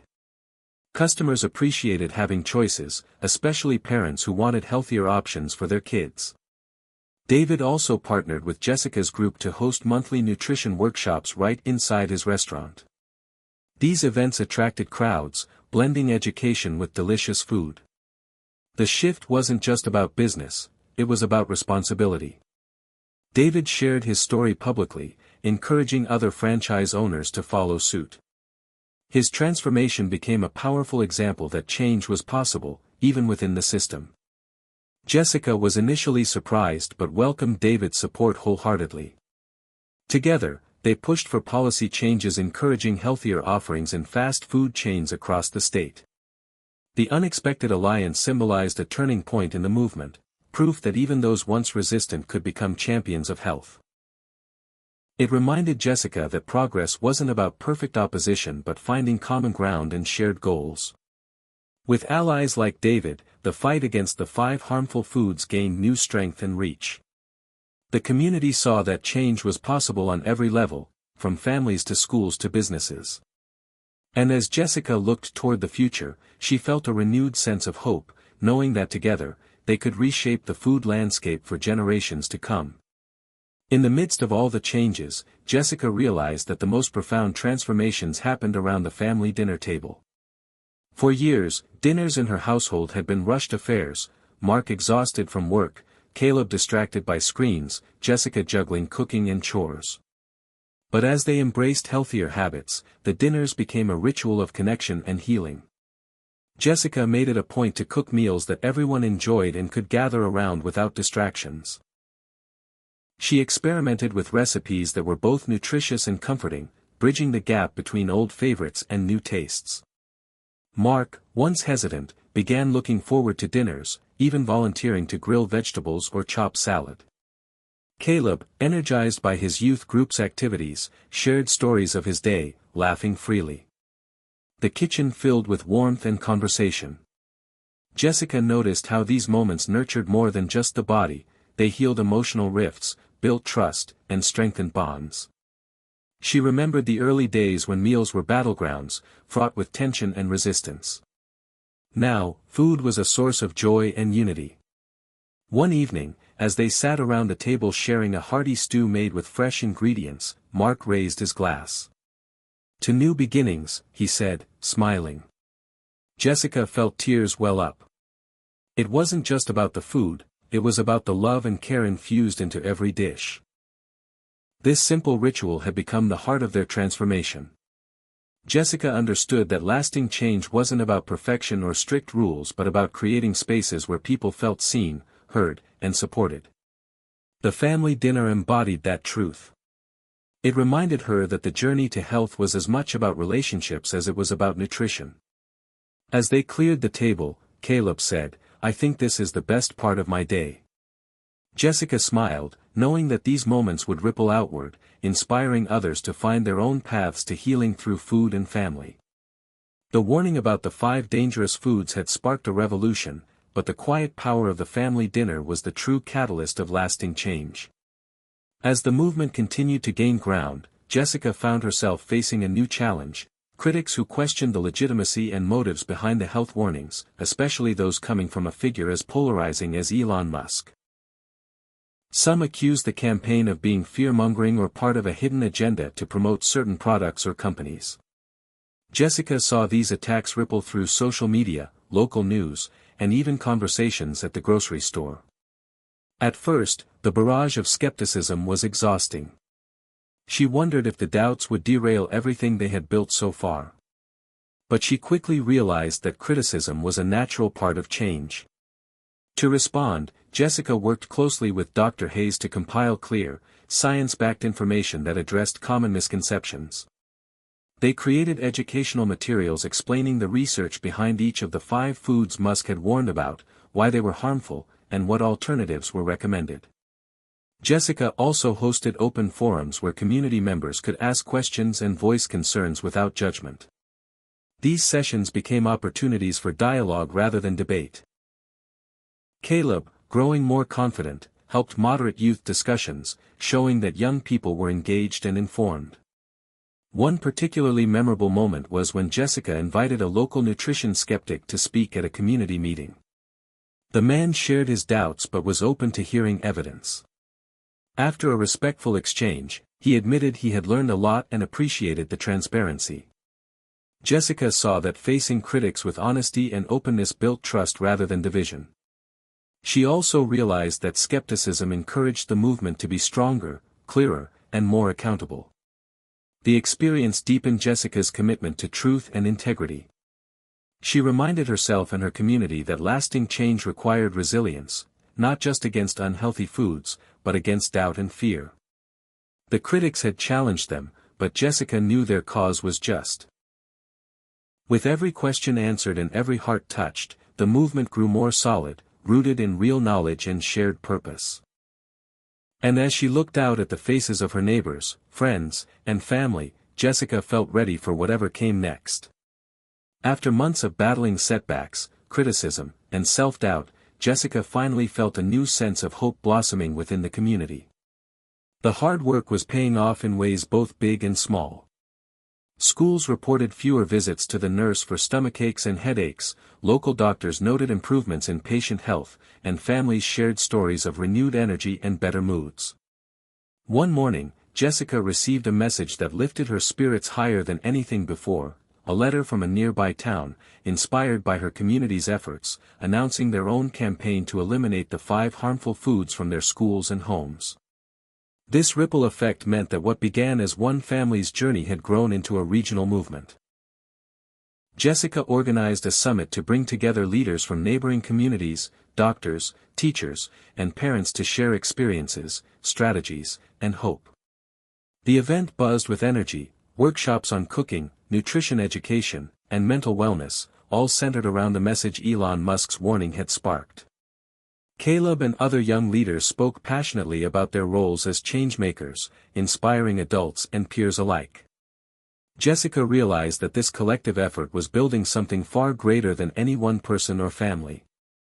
It was a force of transformation rooted in connection, education, and compassion. She looked around at the smiling faces and felt a deep sense of gratitude and purpose. The journey had been difficult, filled with ups and downs, but it had brought them here, to a place of possibility and renewal. As she reflected, Jessica knew the battle against unhealthy foods was ongoing, but with this new hope, she felt ready to face the future. The movement was no longer just about avoiding 5 foods, it was about reclaiming health, dignity, and joy. And that, she believed, was worth every challenge and every step forward. As the movement reached new heights, Jessica knew it was time to bring in expert voices to deepen the community's understanding and reinforce the message. She invited Dr. Lillian Carter, a renowned nutritionist and researcher, to speak at the annual Health Summit. Dr. Carter's presence added credibility and clarity to the campaign. During her presentation, she explained the scientific reasoning behind Elon Musk's warning with accessible detail. She described how the 5 foods, ultra-processed snacks, sugary beverages, artificial trans fats, high-fructose corn syrup, and refined grains, disrupted metabolism, inflamed the body, and contributed to chronic diseases. Dr. Carter emphasized that these foods not only harmed physical health but also affected mental well-being, increasing risks of anxiety and depression. She presented data from recent studies showing improvements in blood pressure, energy levels, and mood when these foods were eliminated or drastically reduced. The audience listened intently, many nodding in recognition of their own experiences. Dr. Carter also addressed common myths, explaining how food labels could be misleading and encouraging mindful eating. She praised the community's efforts, noting that grassroots movements like Jessica's were vital in bridging the gap between science and everyday life. After the talk, Jessica facilitated a Q&A session where families asked about sustainable shopping, affordable healthy meals, and ways to support children's preferences. Dr. Carter offered practical tips and reassured everyone that perfection wasn't necessary, progress was what mattered. This expert perspective galvanized the community further. Parents felt empowered, armed with knowledge and strategies. Kids saw science validating their experiences and choices. Jessica realized that combining personal stories with scientific evidence created a powerful narrative that could inspire lasting change. As the summit concluded, Jessica felt a renewed sense of confidence. The movement had evolved beyond fear into understanding, beyond resistance into acceptance. With experts like Dr. Carter joining their cause, she knew the journey toward a healthier future was not just possible, it was inevitable.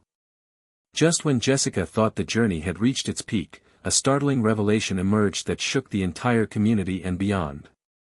Dr. Hayes, after months of analyzing data and closely monitoring families who had embraced the new lifestyle, uncovered an unexpected link. One of the 5 dangerous foods, the most commonly consumed among the group, was not only harming physical health but had a direct impact on cognitive function, especially in children.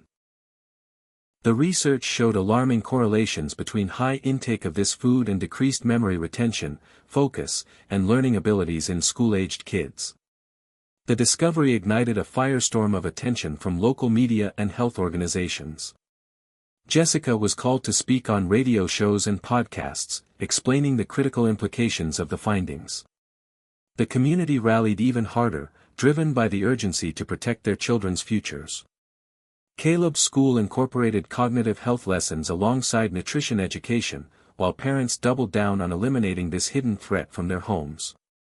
The shocking punchline was clear: this wasn't just about avoiding illness or weight gain, it was about safeguarding the brain and unlocking the true potential of the next generation. Elon Musk's initial warning had uncovered a truth deeper and more urgent than anyone had imagined. Jessica felt a mixture of fear and determination. The stakes were higher than ever, but so was the hope. This revelation galvanized the movement with renewed purpose, transforming it from a health campaign into a crusade for children's futures. Jessica looked at Caleb and the other kids in the community with fierce protectiveness, knowing that every choice they made today could shape the minds and lives of tomorrow. The story that began with a simple warning had evolved into a powerful mission, one that could change the world, one meal at a time.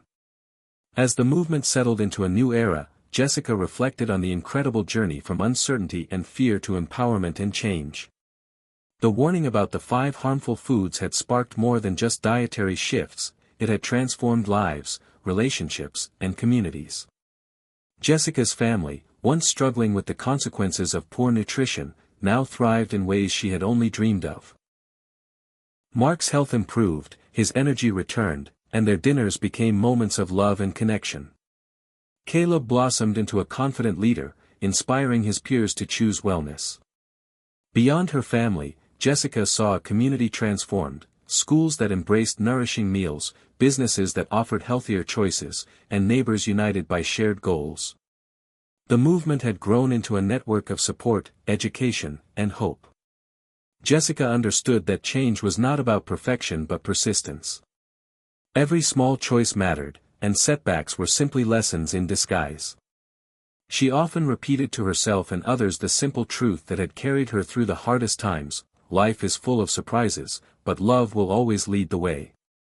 Looking ahead, Jessica envisioned a future where the lessons learned from Elon Musk's warning became part of everyday life, where children grew up with vibrant health and communities flourished with vitality. She planned to continue advocating for access to healthy foods, education, and policies that supported wellness for all. As she stood at the community center one evening, watching families gather to share meals and stories, Jessica felt a deep sense of gratitude. The journey had tested her in every way, but it had also shown her the power of resilience, hope, and human connection. This story, born from a surprising health warning, had become a new beginning, not just for her family, but for an entire generation. And that, she knew, was the greatest victory of all.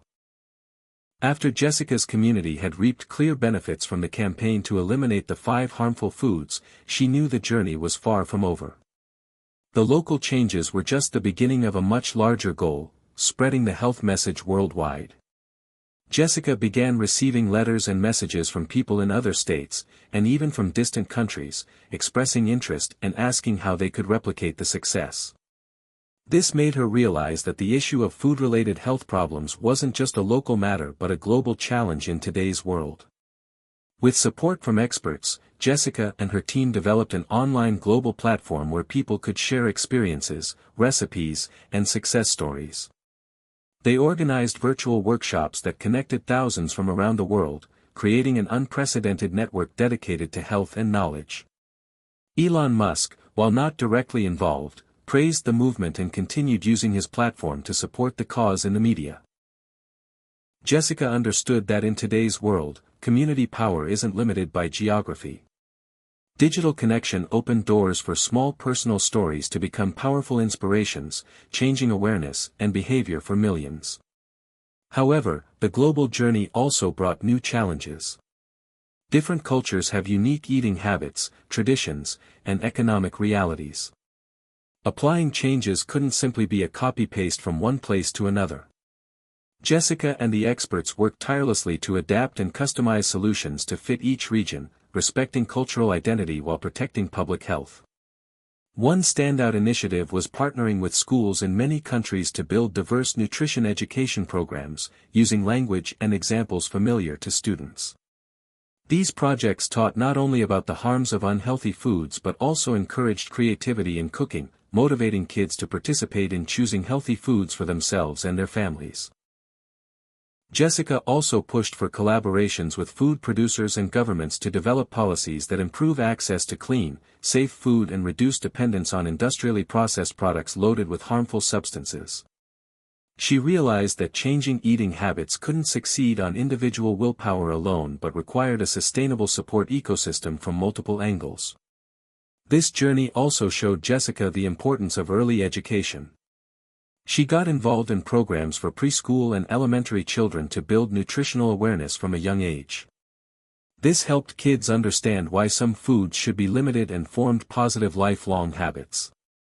She hoped to create a future generation that was healthy and empowered to make informed choices to protect their well-being. Despite the big successes, Jessica and her team faced significant obstacles: opposition from interest groups tied to processed food industries, resource challenges, and mental fatigue from sustaining a long-term movement. But their unity, perseverance, and deep belief in their mission gave them the strength to overcome. Looking back, Jessica understood that changing eating habits and lifestyles was an ongoing battle. It was a continuous process that demanded flexibility, creativity, and most importantly, love for oneself and the community. She felt proud to have contributed a small but meaningful shift toward global health. And she knew there was still much to do and many stories yet to be told. But that didn't discourage her; instead, it fueled her passion to keep going, confident that every small change could make a big difference. Jessica's story and her community proved one thing: when people unite, harness technology, and keep learning, nothing is impossible. Harmful foods can be eliminated, health can be restored, and life can become better, one meal, one family, one community, and one world nurtured again with love and deep understanding. Hit subscribe and leave a comment with where you're watching from.